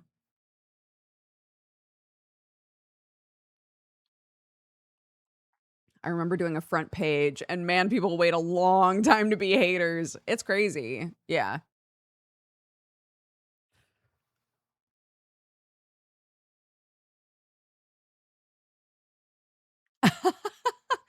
Jesse's one of my OG 2008 follows. While I never really gel with you, you're his bestie, so you and his relationship help me in the daily. Thank you, I think. That's okay. I'm not going to gel with everybody. But I'm glad that you gel with Jesse. He's a good dude.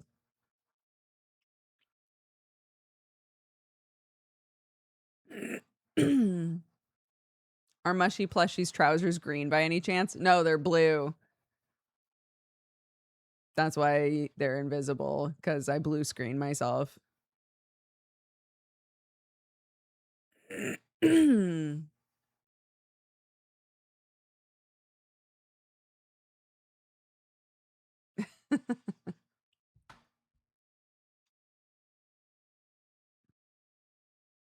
Yeah.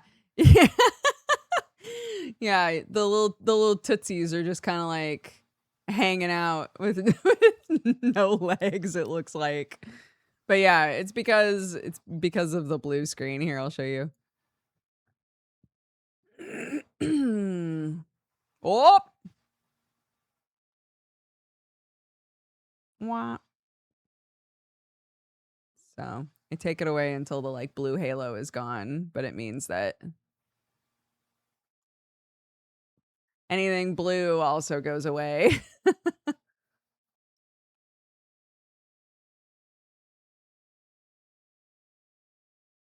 You play such ridiculous indie games. I'm like, what the fuck is she doing? Again, you know, it's impossible to be everybody's vibe.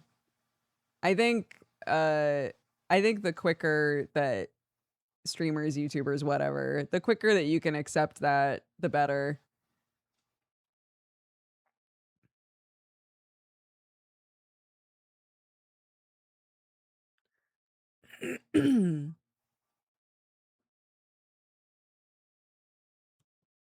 Good morning / afternoon. Good morning / afternoon. It's afternoon for me. Good afternoon. Couldn't even remember what time it was. Can't be everyone's cup of tea. It's true. And it's true in real life. It's true in real life. You're not going to be everybody's friend. Not everybody's going to think you hung the moon, you know.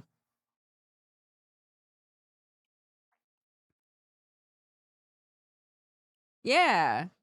It's helpful, I think.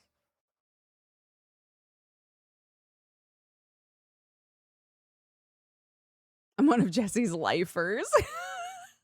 That's wild. Jesse's situation on Twitch is so funny.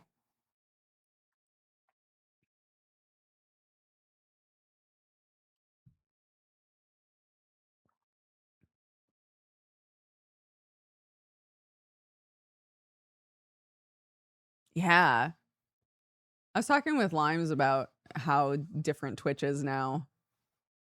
How wild it is. Limes used to work there, so, you know, she has like behind the curtain info.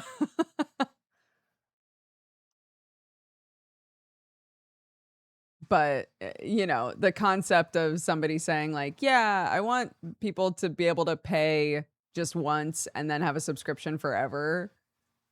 Twitch would never. They would never do that anymore.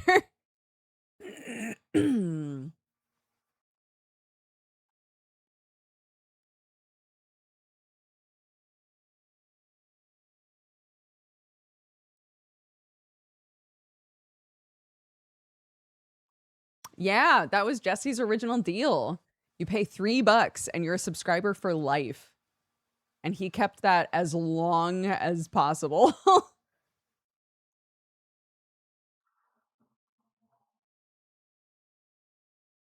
Yeah. Yeah, it's wild.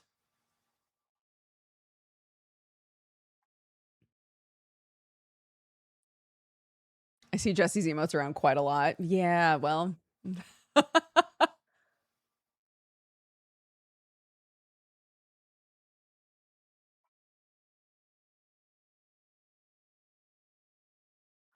It's kind of funny hearing you and Jesse talk about being around for so long when I only recently learned about you and thought you were like 20 because of the baby face. Well, thank you. And also welcome. I don't know how long ago recently is, but happy to have new viewers and old viewers. Wait till I find out how old Jesse is.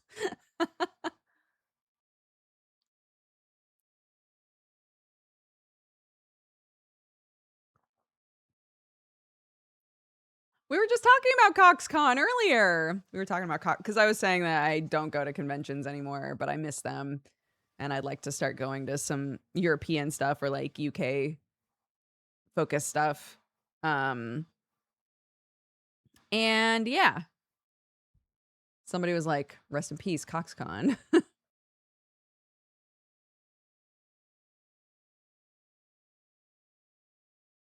They were the perfect size, not too busy, a really good crowd. Yeah, they were very fun, but they were a lot of work. A lot of work to set up, a lot of blood, sweat, and tears.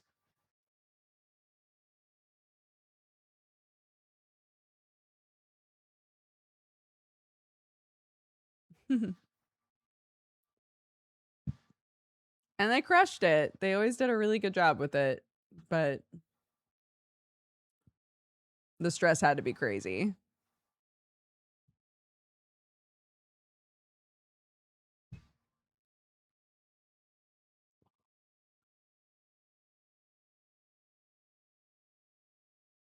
I remember the days in the streamer house.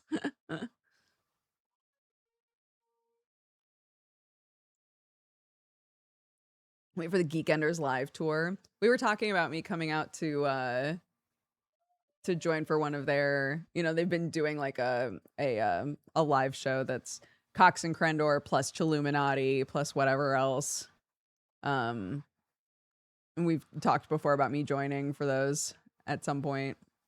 I think that would be really fun.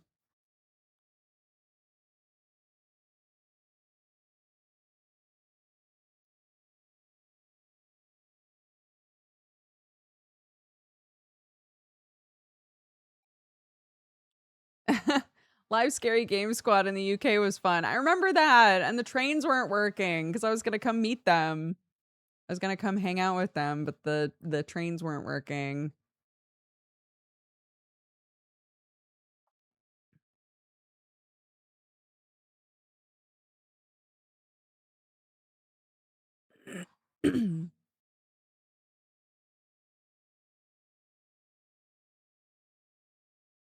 Yeah, that's true. Then Jesse is the thread. Jesse is the tying thread between all of these podcasts.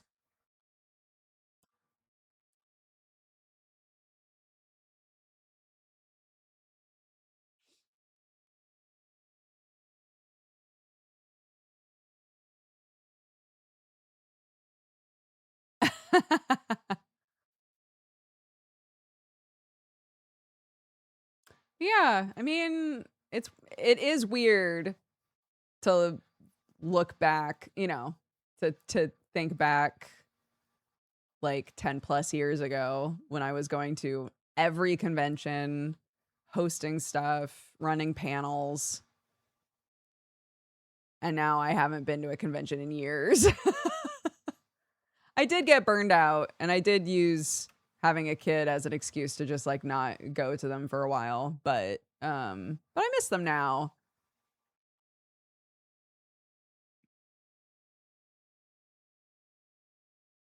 COVID also didn't help. So true. That's so true.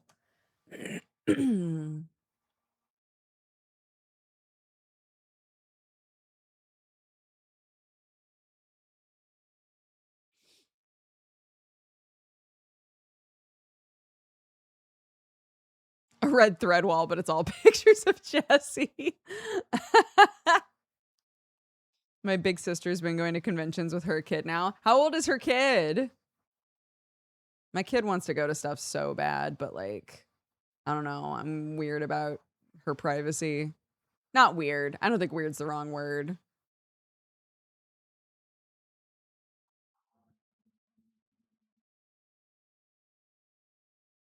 Yeah. Do you feel like you have a good work-life balance nowadays? Yeah.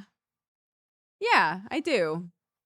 I feel good about how involved I'm able to be as a parent and how much I'm able to work.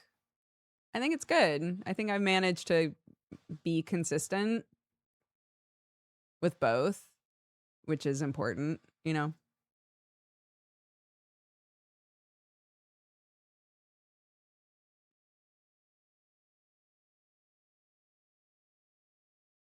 But yeah, I do think I have, and this sort of naturally happens when you do a move like that, but I think I've isolated myself quite a bit. So that's a big thing that's missing now.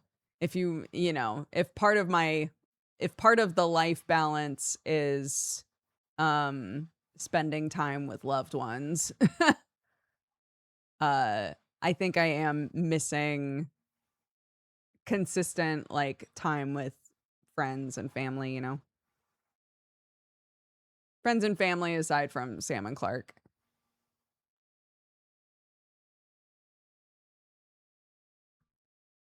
So that's my focus right now, is working that back in.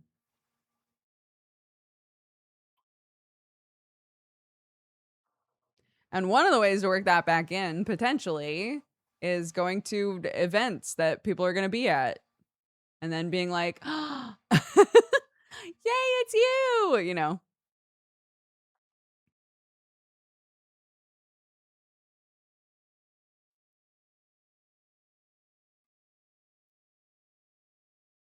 The farm's amazing.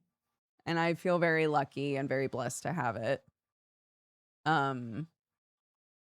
You know, the double-edged sword of like protecting your peace too hard, creating a lot of privacy for yourself is then the other side of that is something you have to pursue a bit harder and more intentionally.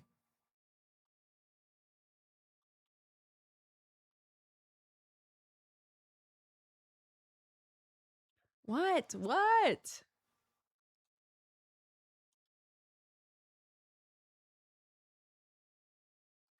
Ah, my phone keeps yelling at me. About what? About what? What's happening?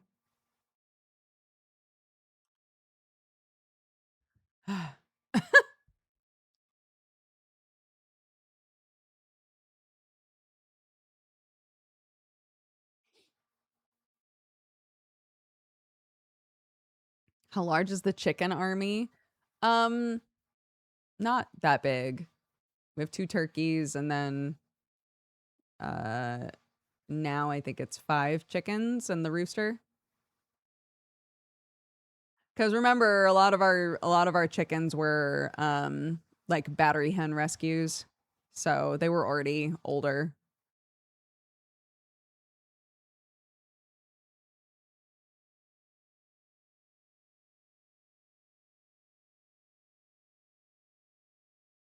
Nah, none of our chickens lay blue eggs. They're all brown. They're all brown eggs. But they're delicious. My mother-in-law really wants a Buff Orpington, which I think would be very fun.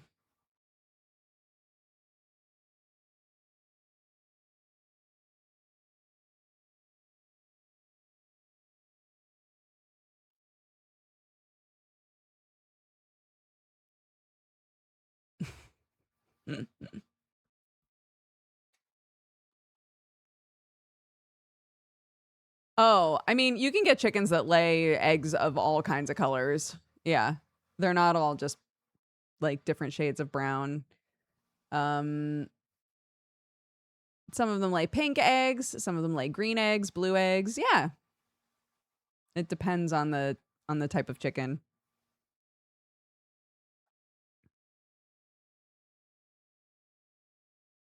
So some people will do like, they'll sell, if they have like a collection of different types of chickens, they'll sell eggs, like a dozen eggs in like a rainbow.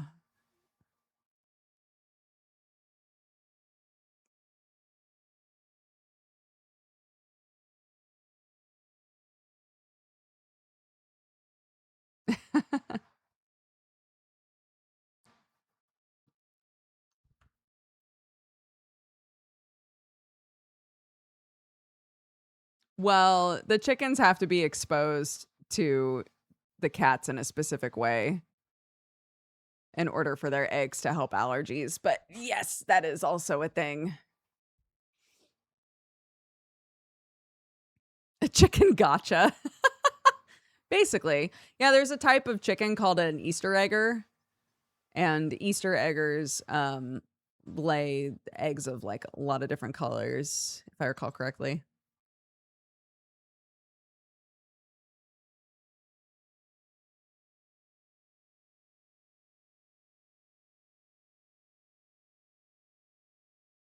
Costco around me now has a blue egg carton, so it's only blue eggs. That sounds like it's made up. You can look it up. You can look it up.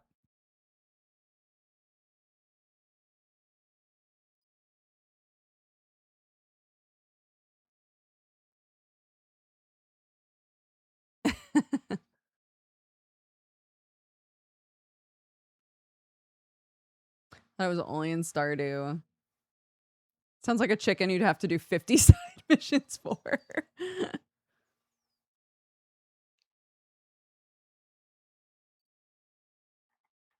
They're fun. Chickens are fun. Hercules is annoyed that I keep ignoring him. My best tactic with Hercules has been to ignore him when he attacks me. So now he's trying to jump as high as he possibly can. So instead of attacking my ankles, he's now attacking like my butt basically, and it's so annoying.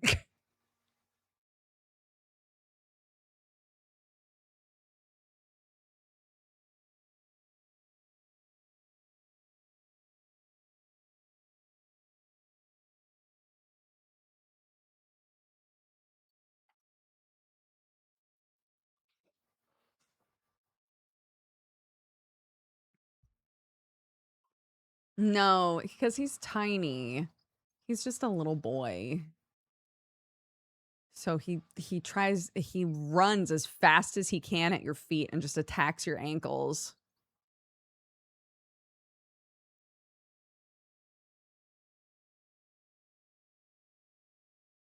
And now he's like, I have to go higher.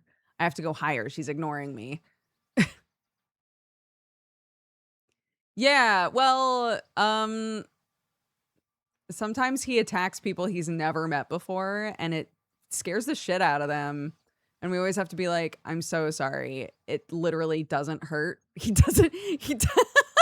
It's all bark. He doesn't actually do anything. You can feel him attacking you, but it doesn't do anything.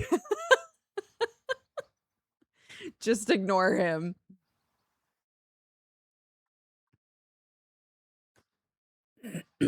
Yeah, he's named Hercules, ironically. And we joked about getting a huge rooster and naming him Napoleon, but I'm worried they'd kill each other, so.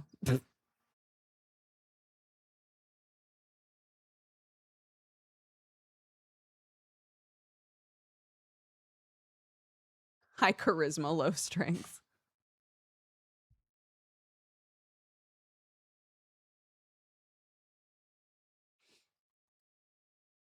Yeah. Look, best case scenario, they crow at each other all day long and we all go insane. Worst case scenario, they actively try to kill each other, so. Don't need more than one rooster. We don't need that. Oh my God. Speaking of the birds, though, Peach was trying to get into Sam's office, and Elaine, or Turkey, was like right next to his door. And so Peach was running towards the door, scared Elaine. She ran into Sam's office and just started like flapping all over the place and knocking shit over. It was not good. So Sam had to grab Peach because she was terrifying Elaine. And then I had to pick up Elaine. And it's hard for me to pick up the turkeys because they're big. No, it wasn't on camera, but we were like, oh my God. Just chaos immediately. Farming while beige? I've never heard of farming while beige. No. No, honestly, the turkeys are so chill. I'm sure the last time that you heard about the turkeys at all, it's because Rodney was on the roof and Sam had to climb on the roof to get him down. But like, that wasn't even his fault. That was instincts. He was like, man, I gotta be up here so that nothing eats me. No, they're so chill. Honestly, very, very sweet. We had geese before. It's night and day. Going from geese to turkeys, like...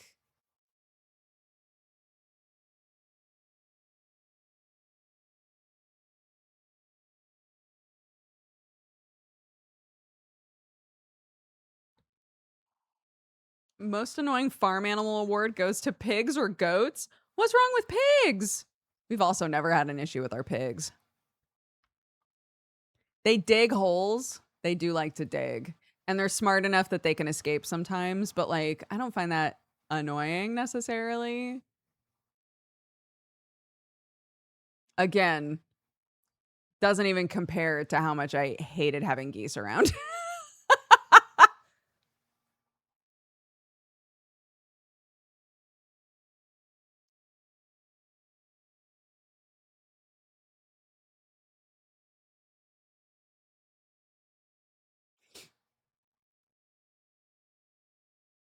Are geese just bullies? We had the geese from when they were really, really little. And for a while, they were so sweet to everybody.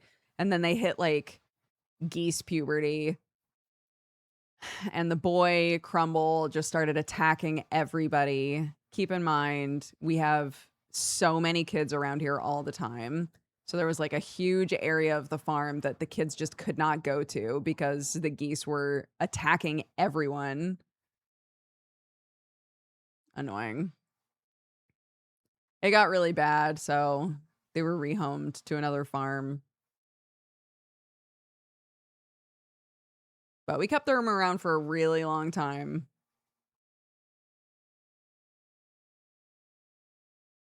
Yeah, they're very good for like basically as guard dogs. But you don't want them also attacking you. That's not worth it.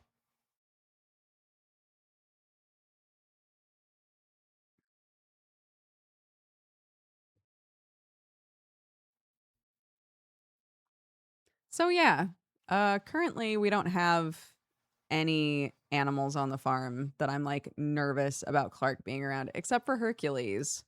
And Hercules can't even really hurt her, but he's aggro and it freaks her out.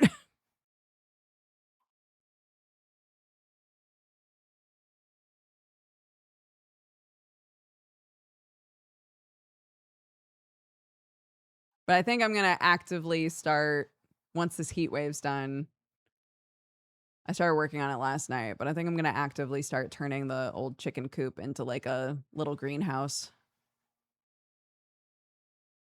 How do you get him to stop? How do you get Hercules to stop attacking?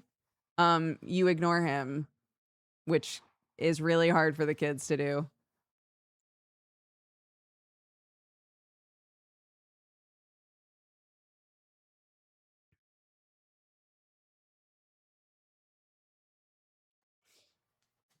Ugh. More heat? Yeah. Oh, Lily. Would it be bad for you to go to sleep? Summer can go away anytime it likes. It's only begun. It's only just started.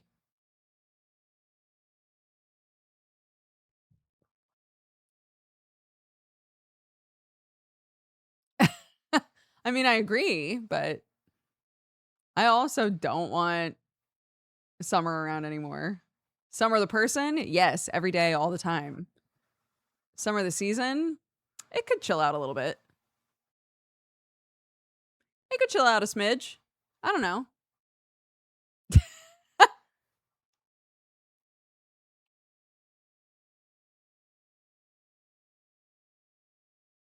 Yeah.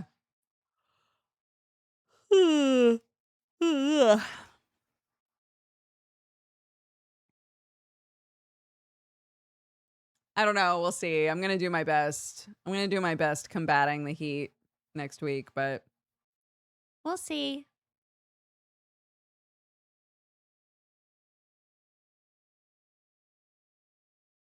I console myself with the knowledge the days are getting shorter and winter is on the way. Winter's on the way, dearie.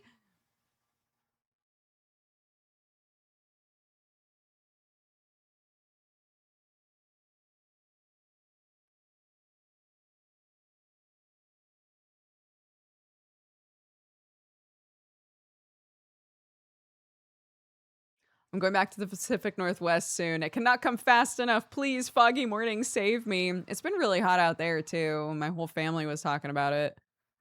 But it's getting, they'll have like a lot of heat and then suddenly it'll just be a torrential downpour and then it'll be hot again. So they get relief because they keep having consistent rainfall. I would love that.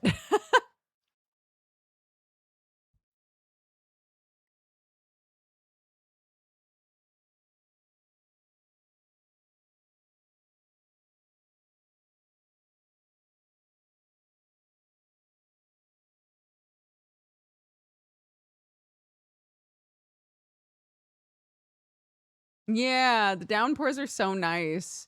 They get all the muck out of the air, you know? It feels so good.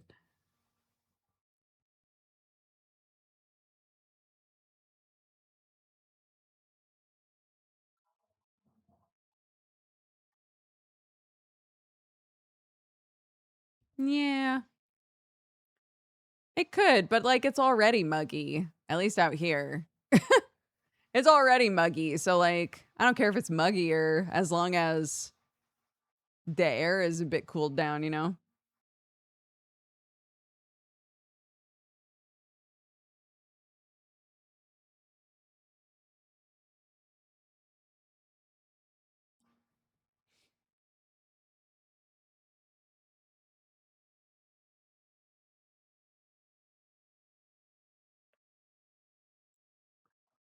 Ba ba ba ba ba ba ba ba ba ba.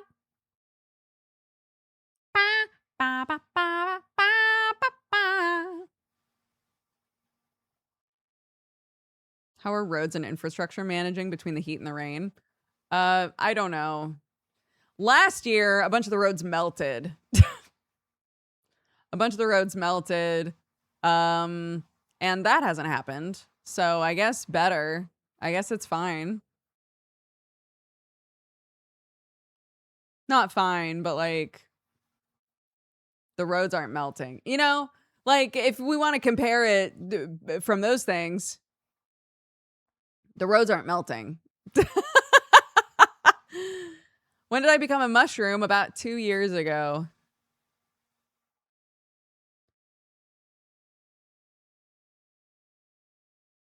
What? What? What do you want? Oh. God, get me out of the group chat, man. They talking too much. 2 years. Yeah. Been VTubing for 2 years.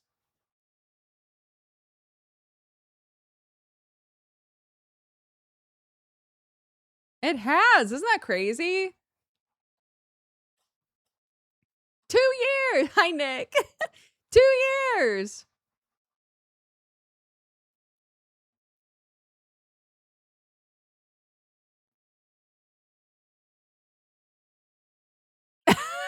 Bet.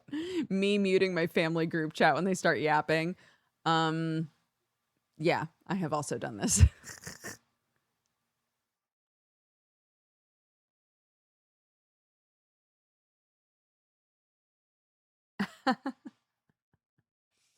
Yeah, because last August is when we did the model-a-thon. Wild.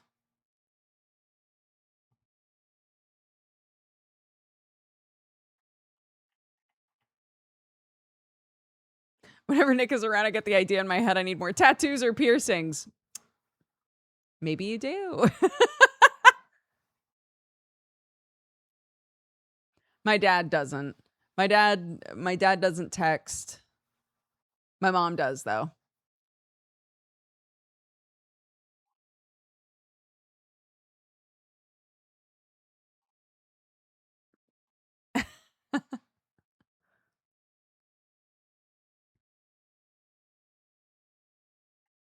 When we were at the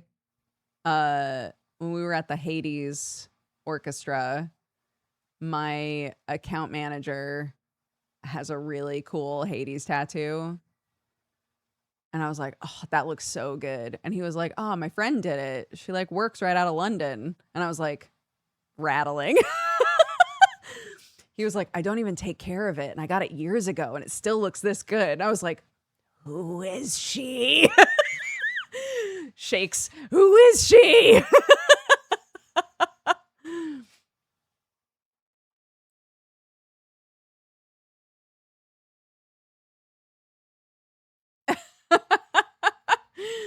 Just like, man. No, whenever I think about getting tattoos, I'm like, well, soon, put soon in quotation marks in your mind. Soon, I'm going to go to Canada and I'm going to hang out with Nick and I'm going to get like 10 tattoos before I go home. So I don't need a tattoo right now because soon I'm going to go to Canada. And how many years have I been saying that? How many years have I been saying that shit?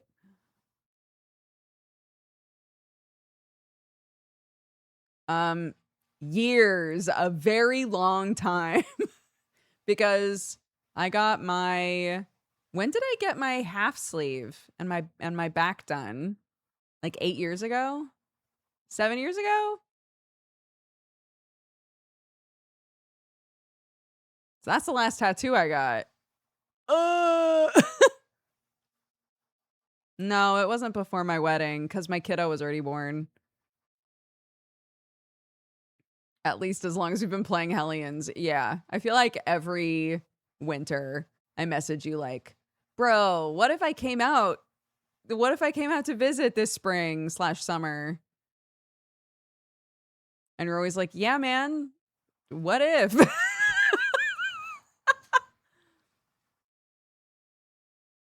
It's hard. It's hard figuring out because if I'm going to come out, I want to come out for a while, but I get sad if I leave my kid for too long.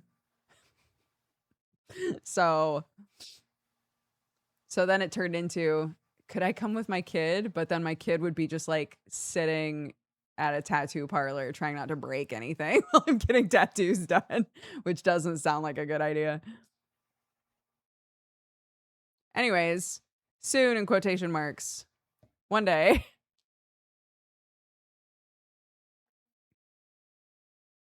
Don't come now. It's hotter than in the UK. In Toronto? Is it really? I thought you meant bring her with you to Canada. I did. I do mean bring her with me to Canada.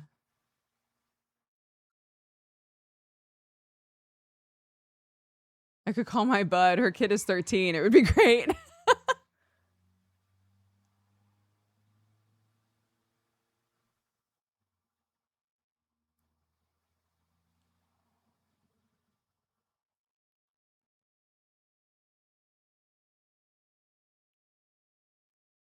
Sounded like you meant bring her with you to the tattoo parlor. They are, yes, both are correct. Thanks. Because if I go to Canada, I have a bunch of friends in Canada that do tattoos. So if I go to Canada, I will be spending a lot of time in tattoo parlors. So if I bring my kid with me to Canada, she would also be brought to a tattoo parlor. So yes, you understood everything. All of those were correct.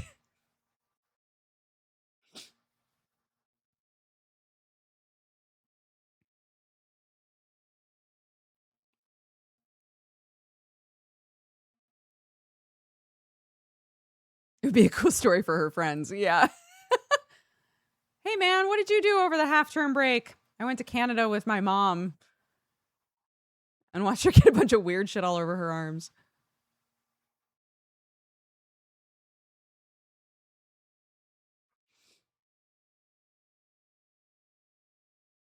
The ancient itch of getting a new piercing. Do it. Do it.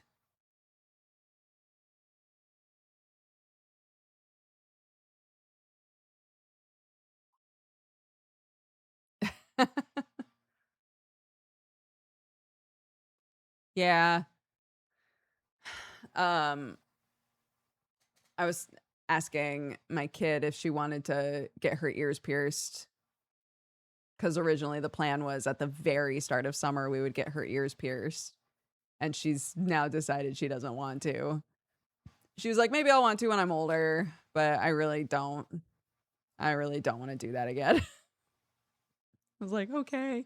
Because originally the deal was because I wanted to get a new ear piercing, and I was like, okay, I won't get a new ear piercing until you've gotten your ears pierced in summer.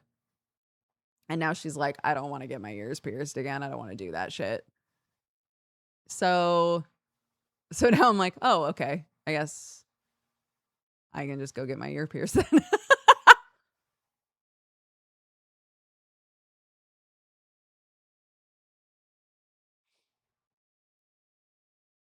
My piercer also does kid piercings.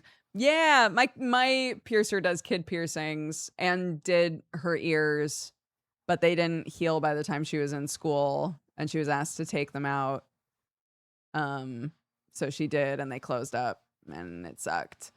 So she got a good idea of what it's like to take care of them and all of that. So originally she was like, yeah, in summer we'll do it again, but I think she's now decided like she doesn't want to do all that.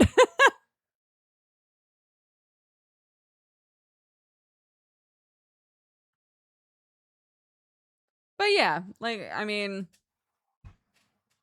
I said the same to her. Like, there's no rush to get your ears pierced or to ever get pierced if you don't want to, you know. There are plenty of options for people without piercings to still wear earrings and stuff. So, you know, as you get older, if you change your mind, then awesome. And if you don't change your mind, then it's whatever, you know.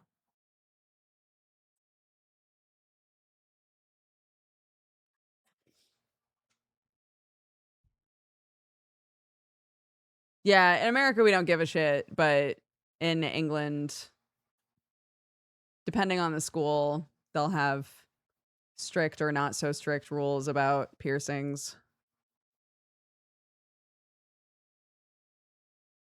But I bought a couple of ear cuffs, and Clark really likes those. She likes wearing my ear cuffs, so I think she's kind of happy with just those.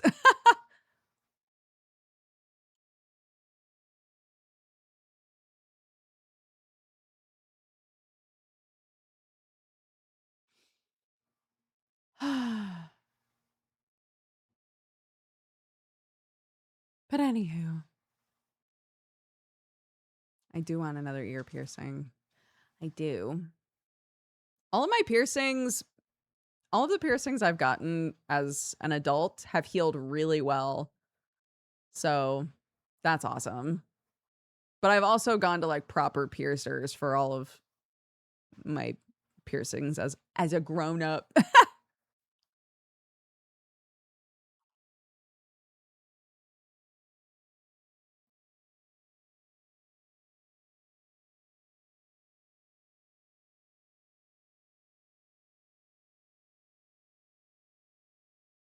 I've wanted to try one on my face, but I'm indecisive.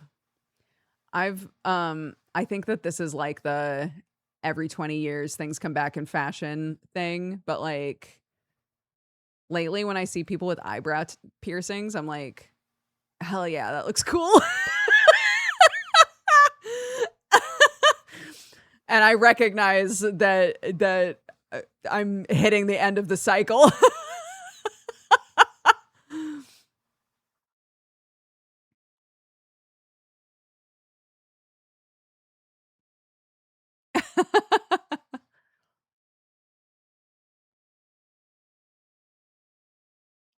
I want to do my eyebrows so bad. It's so real. I don't know what it is, man. Everybody got their eyebrows pierced. And then everybody that I know who had an eyebrow piercing took it out and let it heal up as best it could. And now people are getting eyebrow piercings again. I'm like, oh my God. Holy shit. Eyebrows considered a surface piercing. It always rejects no matter what you do. Really? Oh, we're so back.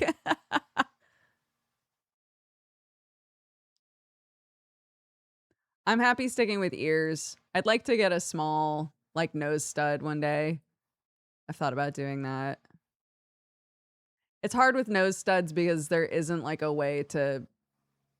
It's like a septum, you can get a fake one and, like, try it out for a while and see how you feel.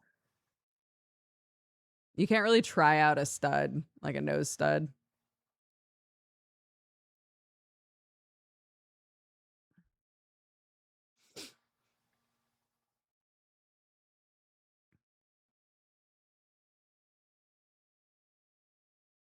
Glue a gem. You know what?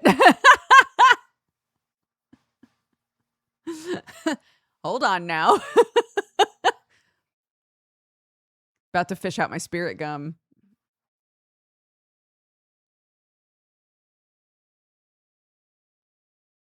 Spirit gum and one of my kids' little beads. Just pop it on there and be like, all right, let's see how this goes.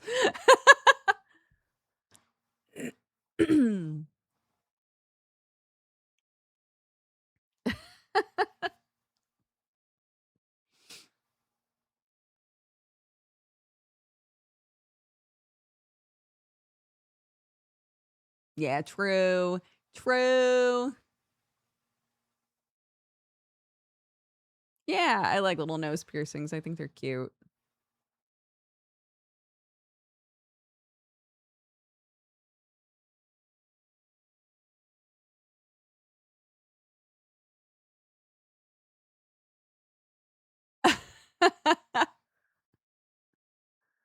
How dare you make my kid want those things? What if I start showing up with piercings?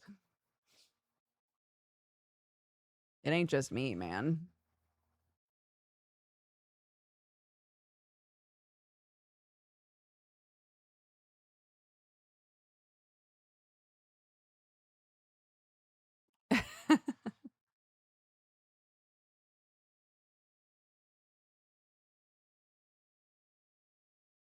Oh, chemo made my eyebrows disappear. First they were gone, and now they've turned so blonde that they're invisible. Oh, yeah, there are people that do like really convincing eyebrow tattoos. I don't know why. I really enjoy watching people do eyebrow tattoos.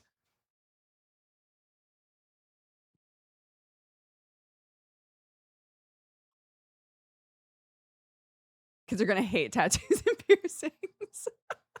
I have wondered that before. If my kid's gonna grow up being like, God, tattoos are so cringe.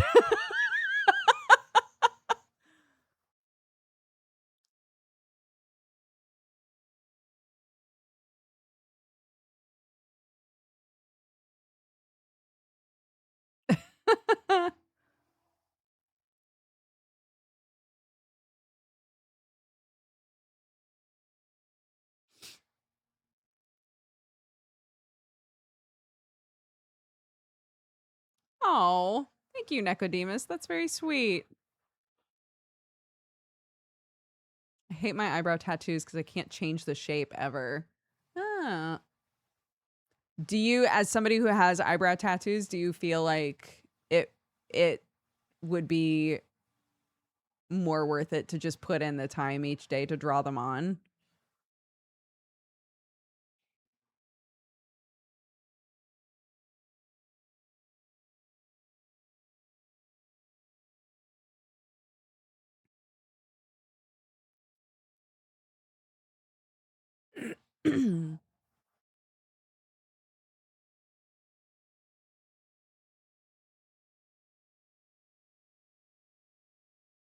I draw mine in daily. Yeah, my eyebrows have always been really thin. Which depending on what's, I don't know, fashionable at the time, sometimes is like, nice, I don't have to do anything to them. But like, like right now, when everybody's like, yes, I love having huge bushy eyebrows, and I'm like, yes, I think they look so good. That's the opposite of what I have.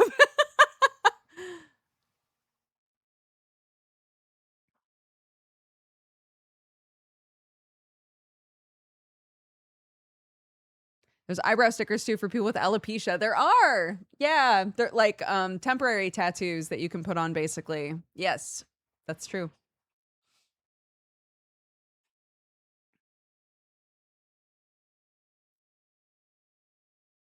Yeah, when I was having to do my makeup or having my makeup done every day for like hosting stuff, I got very used to coloring in my eyebrows. And eyebrows are weird because if your eyebrows look slightly different, it really changes your entire face. And it's so strange. It's so strange. But I think it's one of the reasons that people wind up with like what is colloquially called like eyebrow blindness. If you're used to your eyebrows looking a certain way, it's really hard to change them because it looks so drastically different.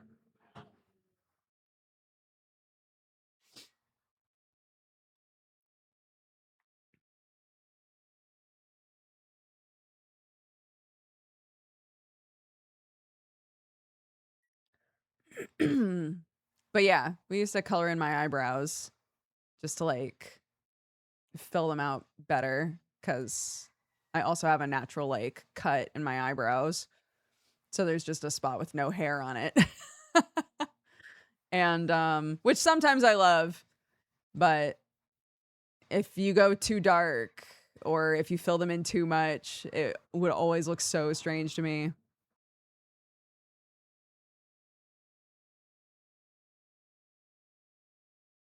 I've only ever used pencil.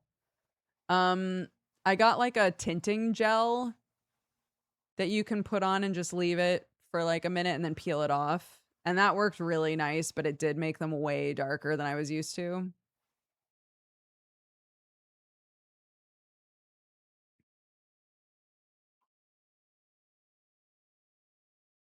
But I don't have a reason to do my makeup every day anymore. So sometimes when I watch, like, if I stumble onto a makeup tutorial, I'm like, I have no idea what any of this is anymore.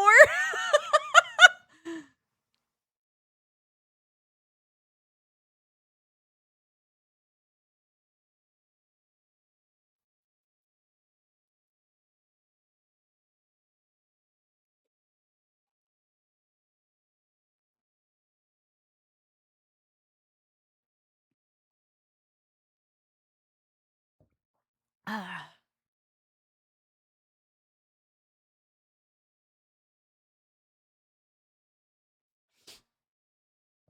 Mushy has the brows we're all dreaming of.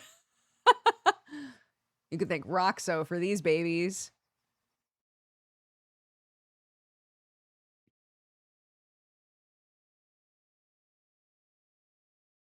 Thanks.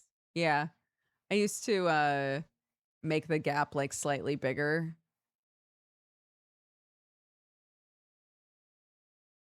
And I like how that looks. I like the little cut in my eyebrow.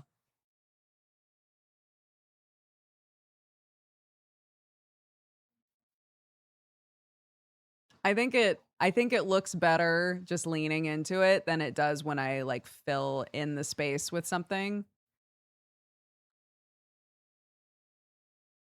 I think it looks better to just have it open. But then inevitably somebody's like, why did you make a big cut in your eyebrow?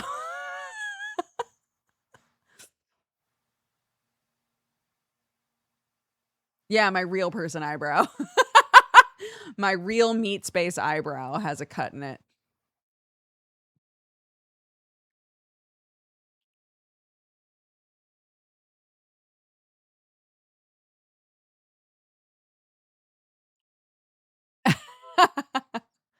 Immersion break, immersion break. Wee woo, wee woo, wee woo.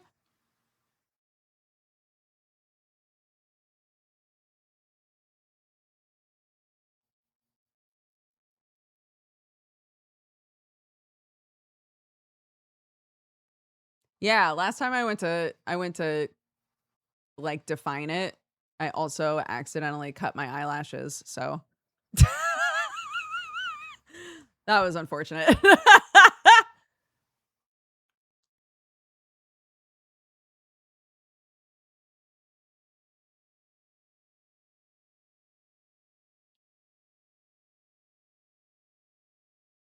How?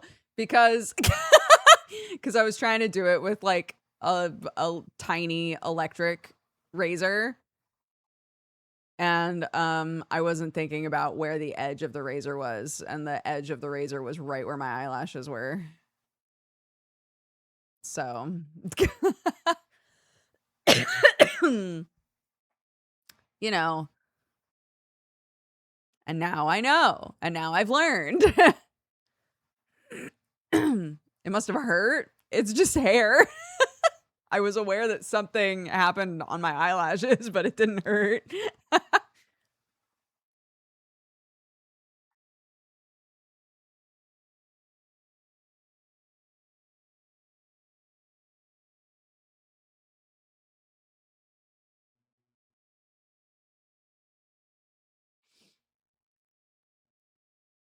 Yeah, it didn't cut my eye. It cut my eyelash.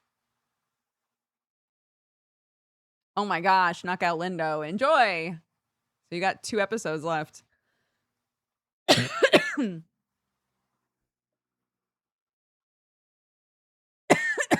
Oh my god. Jeez. Yap, yap, yap, yap, yap, yap, yap.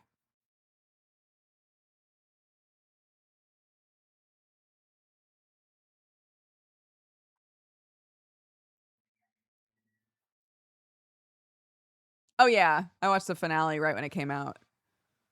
Summer and I watched it together. We're talking about The Amazing Digital Circus, by the way. Sorry, I don't think I said that out loud.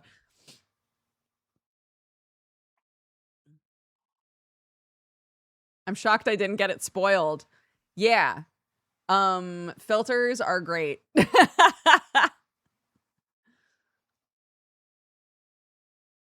No, I don't think that there's a spoiler-free way that I can get into my thoughts or feelings on the finale. But I enjoyed it. We both enjoyed it a lot.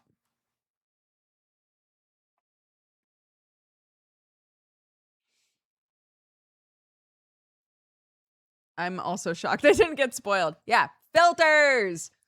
I don't know if you guys had filters set up to help with that, but oh my goodness. If something has come out and you haven't been able to see it yet, filters, put filters in place.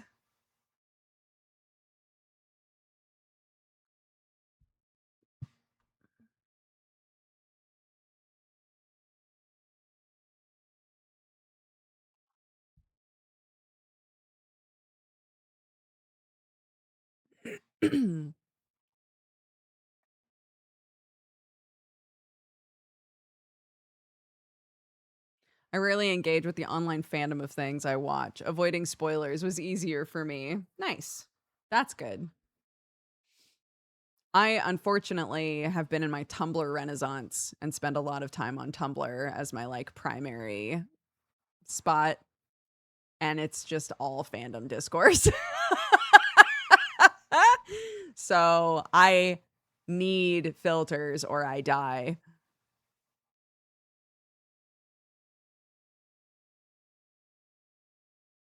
Did you see Alien Stage is getting an anime? I did. And my first thought was, don't we already have an anime? Isn't that what we all watched? Didn't we all watch an anime made up of music videos?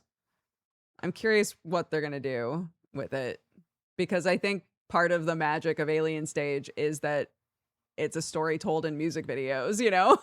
but who knows? Who knows?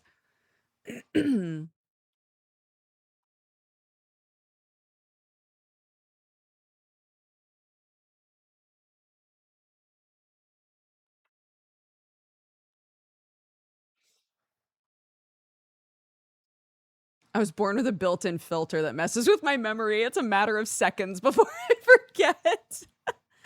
Oh, like if you're scrolling and you see something, you'll just be like, well, gonna go ahead and discard that.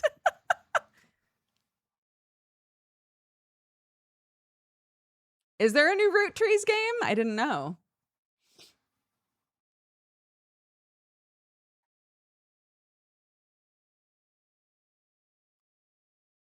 Yeah, we watched all of Alien Stage. Summer showed all of it to us when I did my model-a-thon last August. Yeah, it's very short. It doesn't take that long to get through all of it. But there's a lot of depth there, and it is pretty brutal. So just keep that in mind. But screw that. We're all on to Zombie Stage now.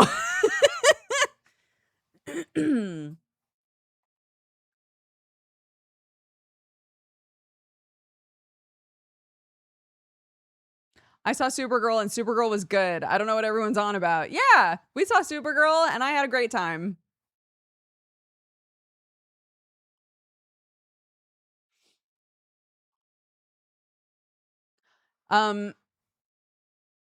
Onyx, that's the point that I've seen thrown around a bit as well, is like, well, if you only watch the Alien Stage music videos, you are still missing out on stuff because there's like a side comic and things that have more information. So potentially this is an opportunity to like put all of the information in one place. But I don't know. I think there's something so special about how Alien Stage delivers its information. But we'll see. We'll see what they do with it.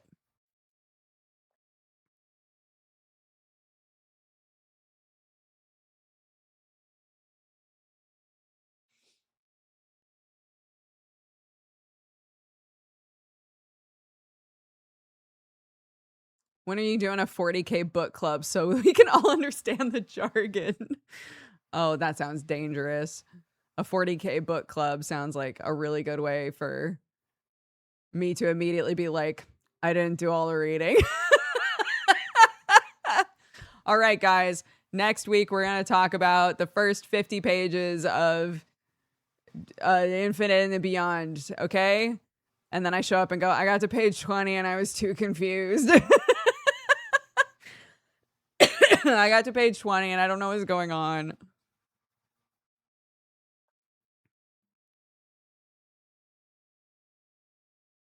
Some of the books are pretty bad. Damn.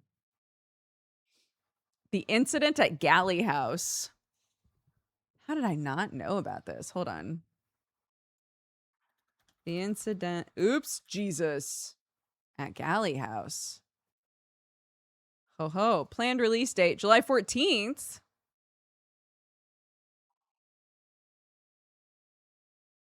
Oh my gosh, it looks so different. Same dev? Is that why everybody's saying it's a new Root Trees game? Or is it also same universe?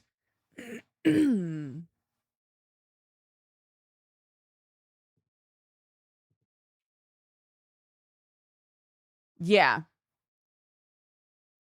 The Incident Galley House is based on the acclaimed text-based browser game Type Help, remastered for Steam by the creators of The Root Trees Are Dead. Okay, got it. So it's not a Root Trees game, but it is by the same team. Got it.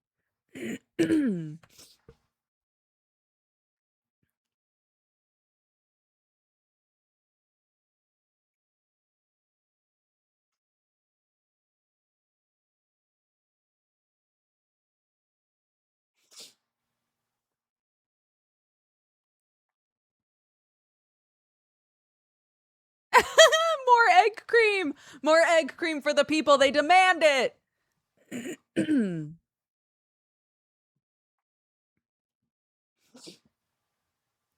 Browser game. Is it a virus or is it a game? It's usually both.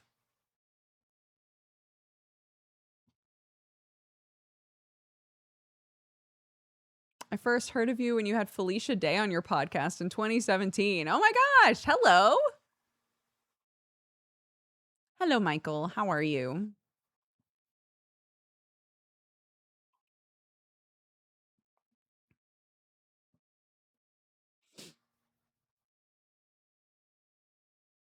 Someone managed to make a Half-Life 2 browser game? Incredible. Yeah, doing okay. You know, it's the last couple of days are still warm, but not, you know, there's still like a nice breeze and it's very tolerable.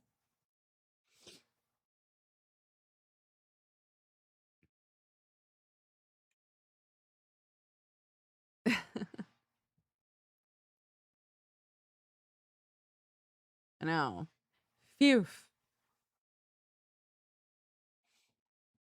Felicia Day still doesn't recognize Jesse.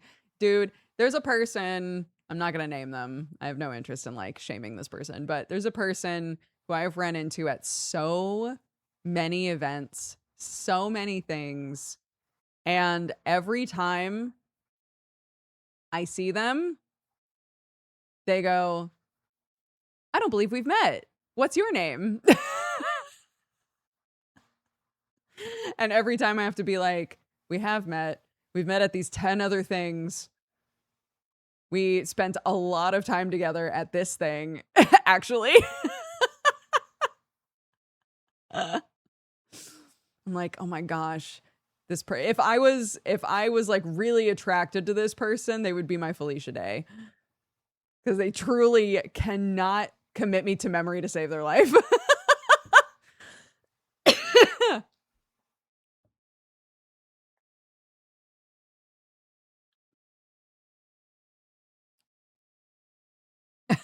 And that man is my husband.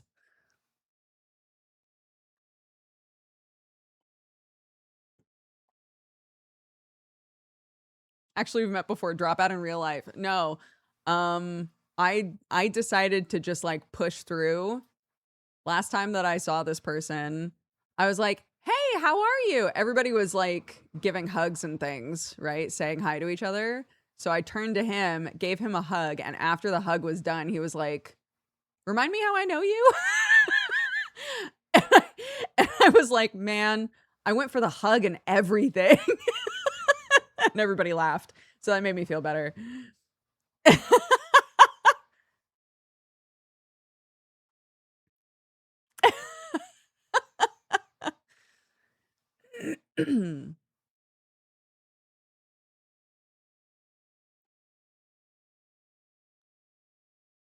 It's a step up from I don't think we've met. Well, I mean, if somebody's going to go in for a hug, I think you have to assume like, oh, we've met before, but I do not remember this person.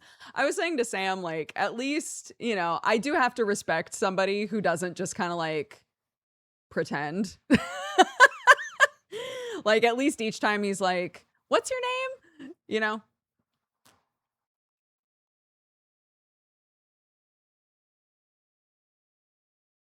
Yeah, last time I saw him, I was like, funny story. I think I've introduced myself to you like 8 or 9 times. And he was like, oh, sorry.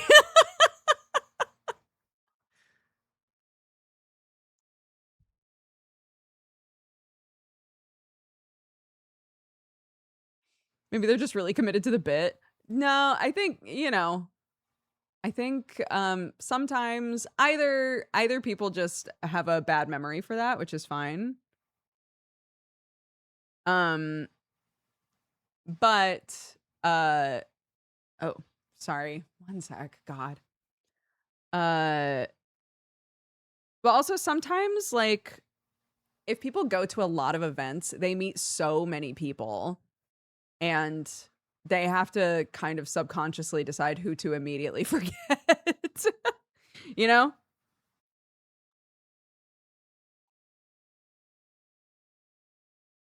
Okay. Yeah, we're good.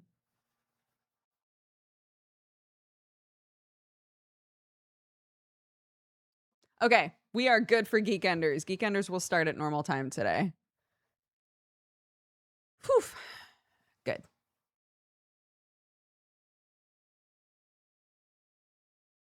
Maybe he does know who you are, but he has a grudge.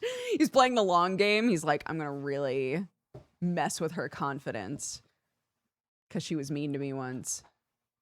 Oh my gosh, I feel so bad. I'd respect it. If he was like, she really hurt my feelings, so now I'm just gonna convince her that she's not worth committing to memory. Be like, that's so petty. That's amazing.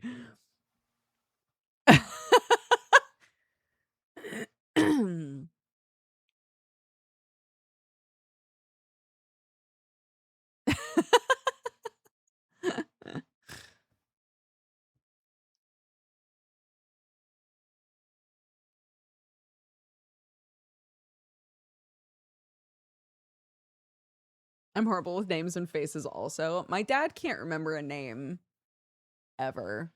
I've said this before, but like there's a girl that I have been good friends with since I was like a child, like younger than Clark. And my dad still just calls her the redhead girl. He'll be like, "Oh, how's your little redhead friend?" I'm like, "Well, she's almost 40, just like me." And like cannot remember her name and won't even try. But he has such a good memory for faces that if he met someone as a child, if he met a person when they were a child and then sees them again as like a full-on adult, he will immediately recognize him or recognize them, which is wild.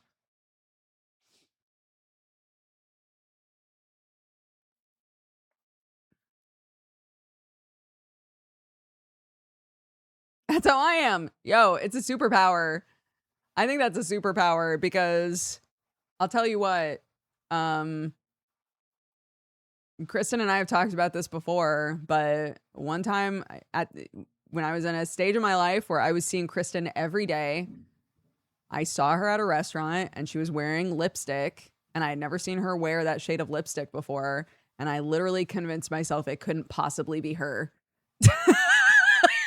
I was like, I want to say hi, but I'm pretty sure that's not her. And it was literally just because she was wearing lipstick.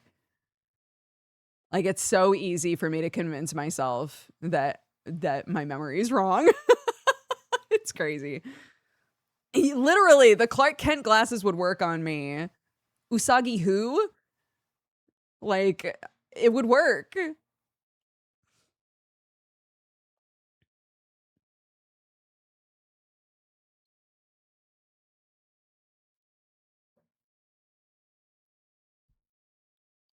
Yeah, we're in a big city. It could just be a Kristen lookalike, you know? Oh my god, please. I need to sneeze so bad. Ugh.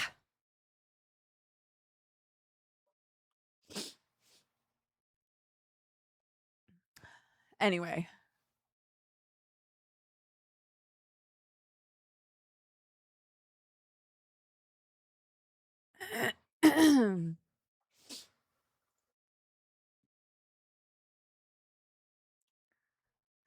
I remember weird bits about people like, oh yeah, the guy with the rash.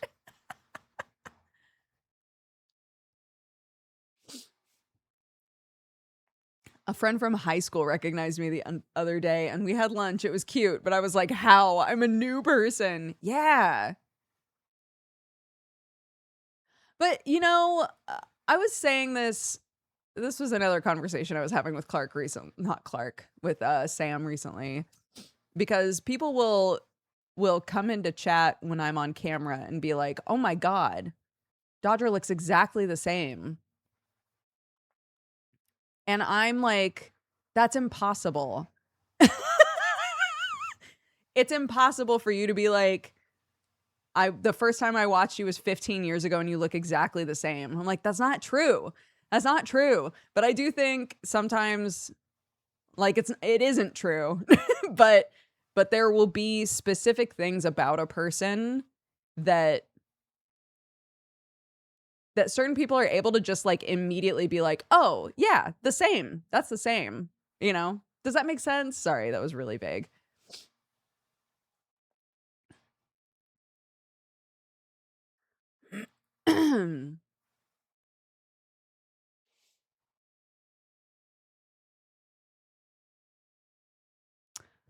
I mean, you can, of course, you can take it as a compliment, but also, to me, if somebody's like, "Oh my God, you're exactly the same from 15 years ago," that's weird to me. That's weird, and I don't think that they normally mean it literally.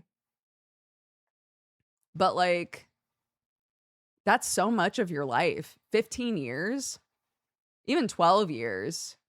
Like, that's so much of your life. So much happens in that amount of time, you know?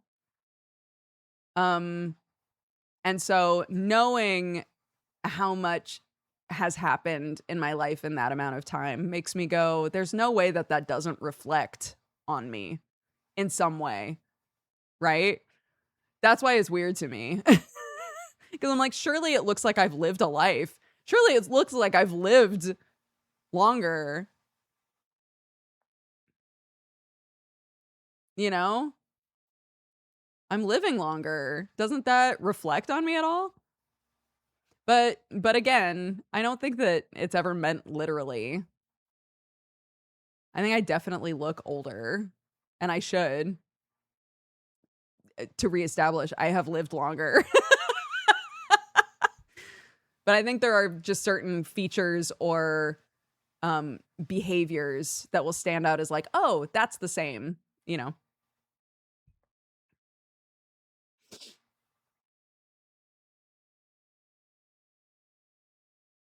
That's the mushroom talking.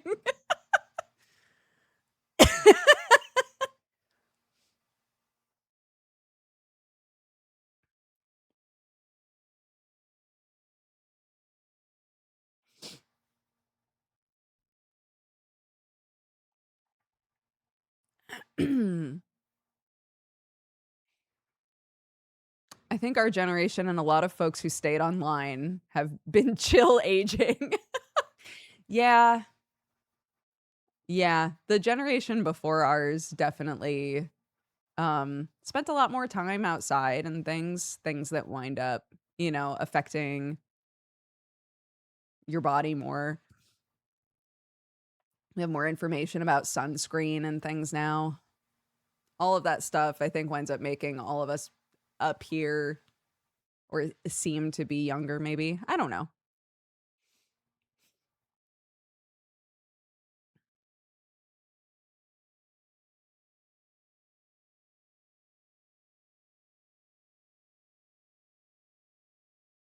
Yeah, that's a good way to put it. Our memory is so malleable. We'll see someone and our memory of them will retroactively update their appearance. Yeah, it's true.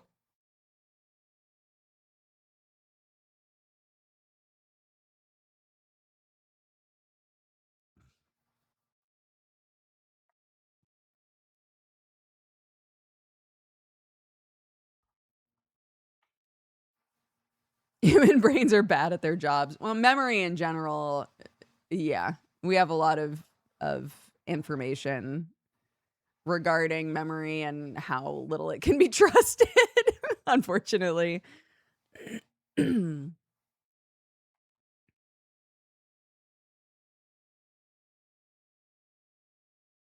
human brains really love to make shit up. They do. They do. Or sometimes we'll think a thing to ourselves and be like, wouldn't it be crazy if that were real? That would be so cool if that was real.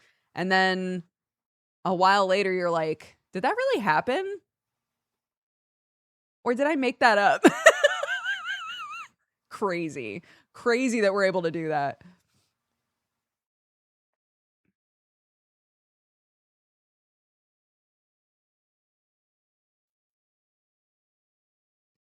That you can hear a story about yourself enough that it becomes a memory messes me up. Yeah. I think we were talking about that a few weeks ago.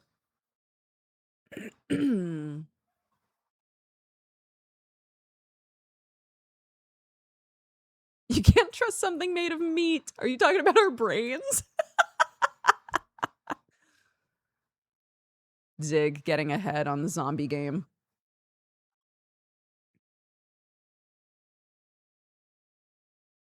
Yeah, exactly. You can trust me.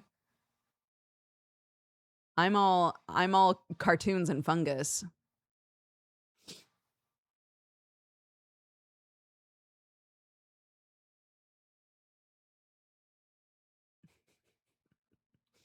Trust the mushroom.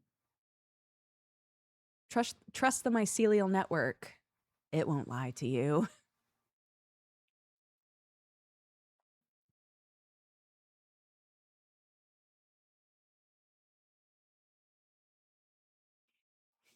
But mushroom is typically a meat substitute. How trustworthy is it? But is it meat? But is it meat, though? I don't think so.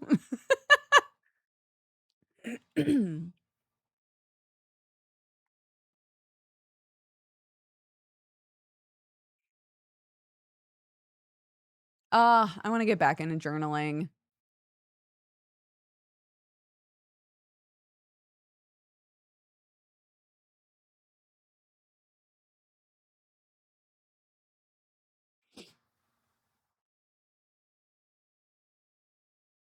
When I have done it, it's been so nice. It's just hard to keep up with it.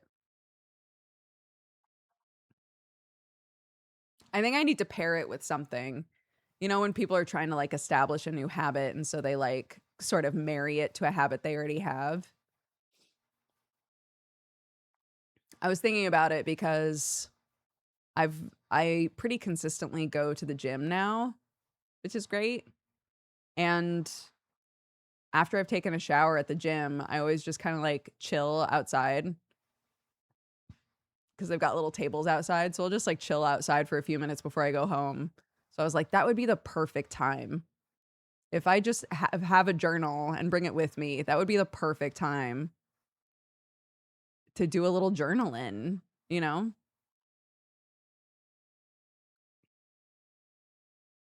Yeah, Jim, says Nick. Nick's been pursuing the gains. Tuning into a stream for the first time in many years. I got promoted to a desk job. Are you excited? Are you excited for the desk job? Also, welcome back. No, I don't get recognized anymore. I used to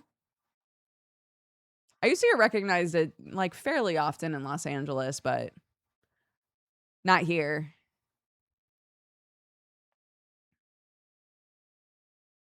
I'm a librarian now. Master's degree get. Congratulations. It is good. Yeah. It is good. In the pursuit of privacy for myself and my family, it is good to be recognized less, for sure. Yeah. I'm shocked that all of these 70-year-old farmers that I see on the daily aren't like,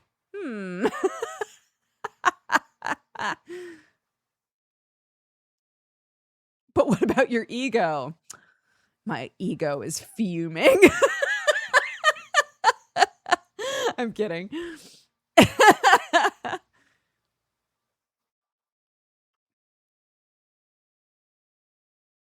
Yeah, we live in the middle of nowhere now. So it would be strange if I was getting recognized a lot.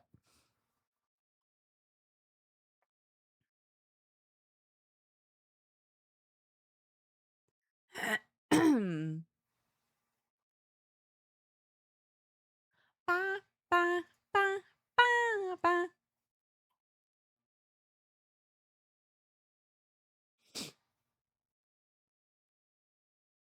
One day a Dodger neighbor will watch a Sunday stream and go, now wait a minute. There have been a couple of people that we've met since we moved here who have been like, oh, my grandson watches a lot of Twitch, or, you know, some sort of similar one-liner. But they're usually not into the sort of things that Sam and I play.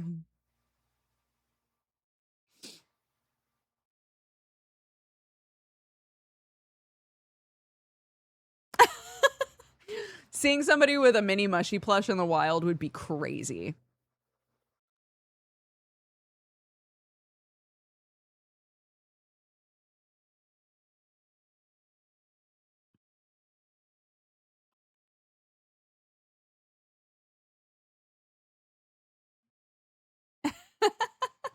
Gonna hang it from my belt like a Labubu. It's so big for that. It's way too big for that.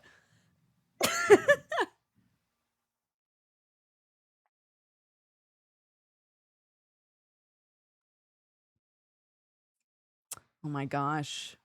I do gotta make mush boo-boos. And immediately get sued, probably.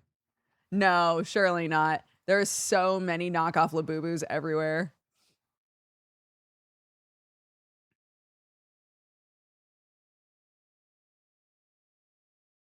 Yeah. It's like Matara. Every time Matara takes a picture of herself with her little, like, I don't know what she calls them, but the little like plushie. Yeah, the little Momo.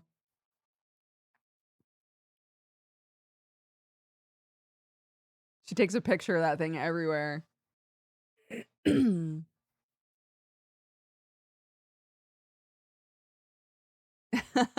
I gotta take Mini Mushy on adventures.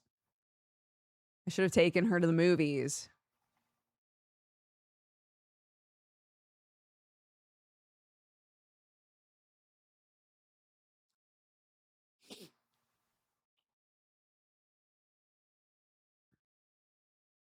Give her a tattoo. Oh my gosh.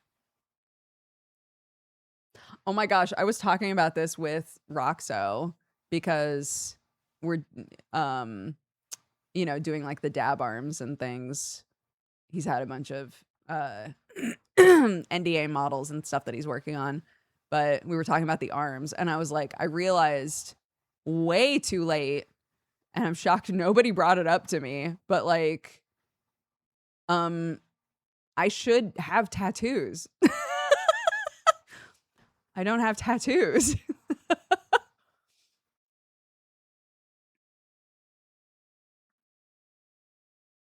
My tattoos aren't there. That's a problem.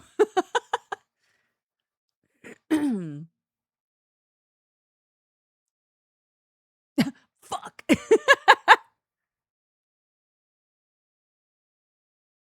Hold on. I'm trying to see if the shirt can come off of Mini Mushy. Oh my gosh, it can. Oh, no. It's attached at the top. It's attached to the neck. The shirt can't come off, but you could technically pull the little arm out and put tattoos on it.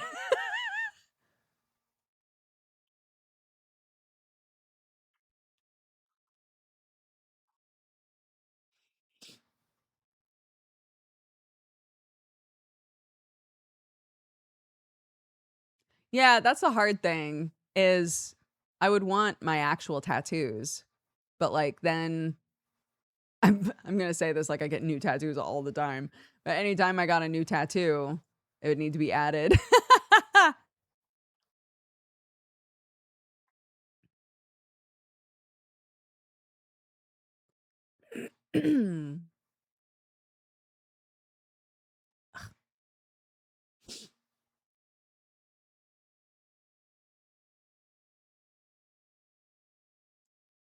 Soon you're going to Canada to get 10. Yeah, very soon.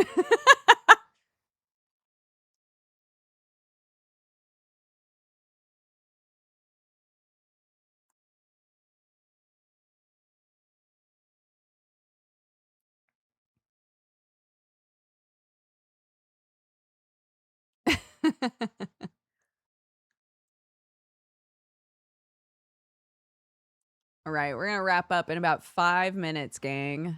I'm going to take my break before Geekenders.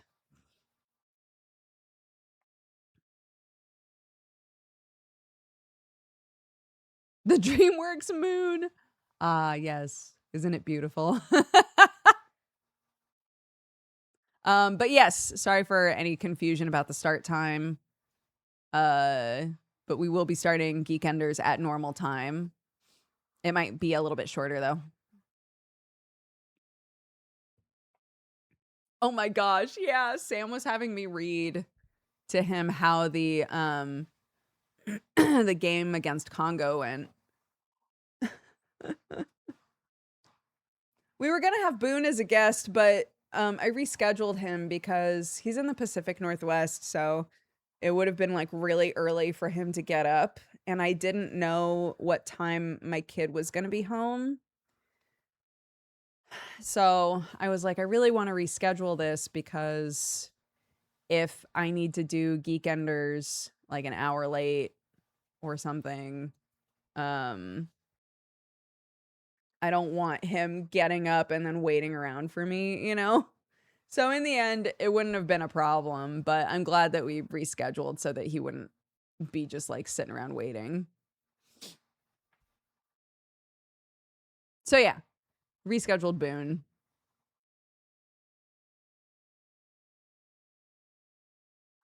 Boone's sleep is not. He said the same thing. He was like, just tell me when to get there and I will slot in sleep when it needs to happen. And I was like, that's the problem though, is I don't know what time exactly we will need you because I don't have the info yet. And I really want you to go to bed.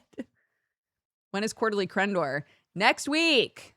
Next week, everybody. Everybody who keeps mentioning Crendor shakes you. Next week. You'll get Crendor next week.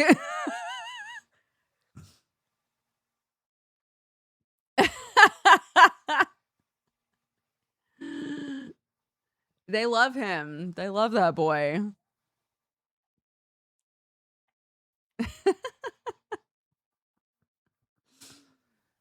They crave him. They salivate.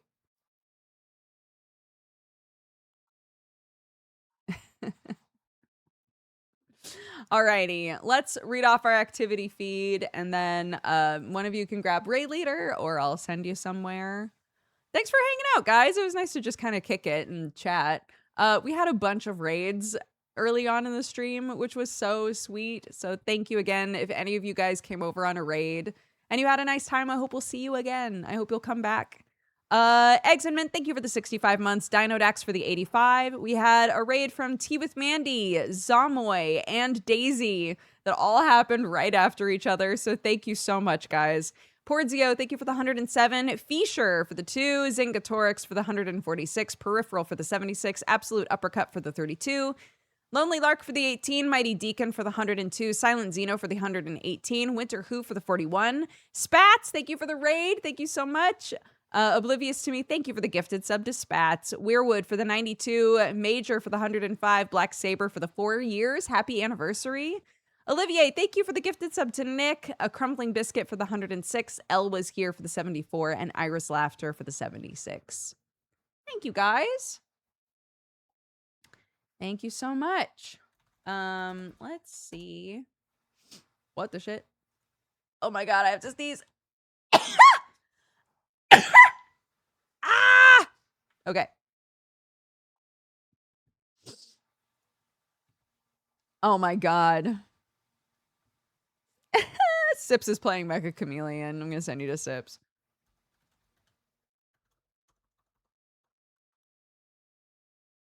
Go say hi, spread love and joy, and we will be back for Geekenders in about an hour. Okay?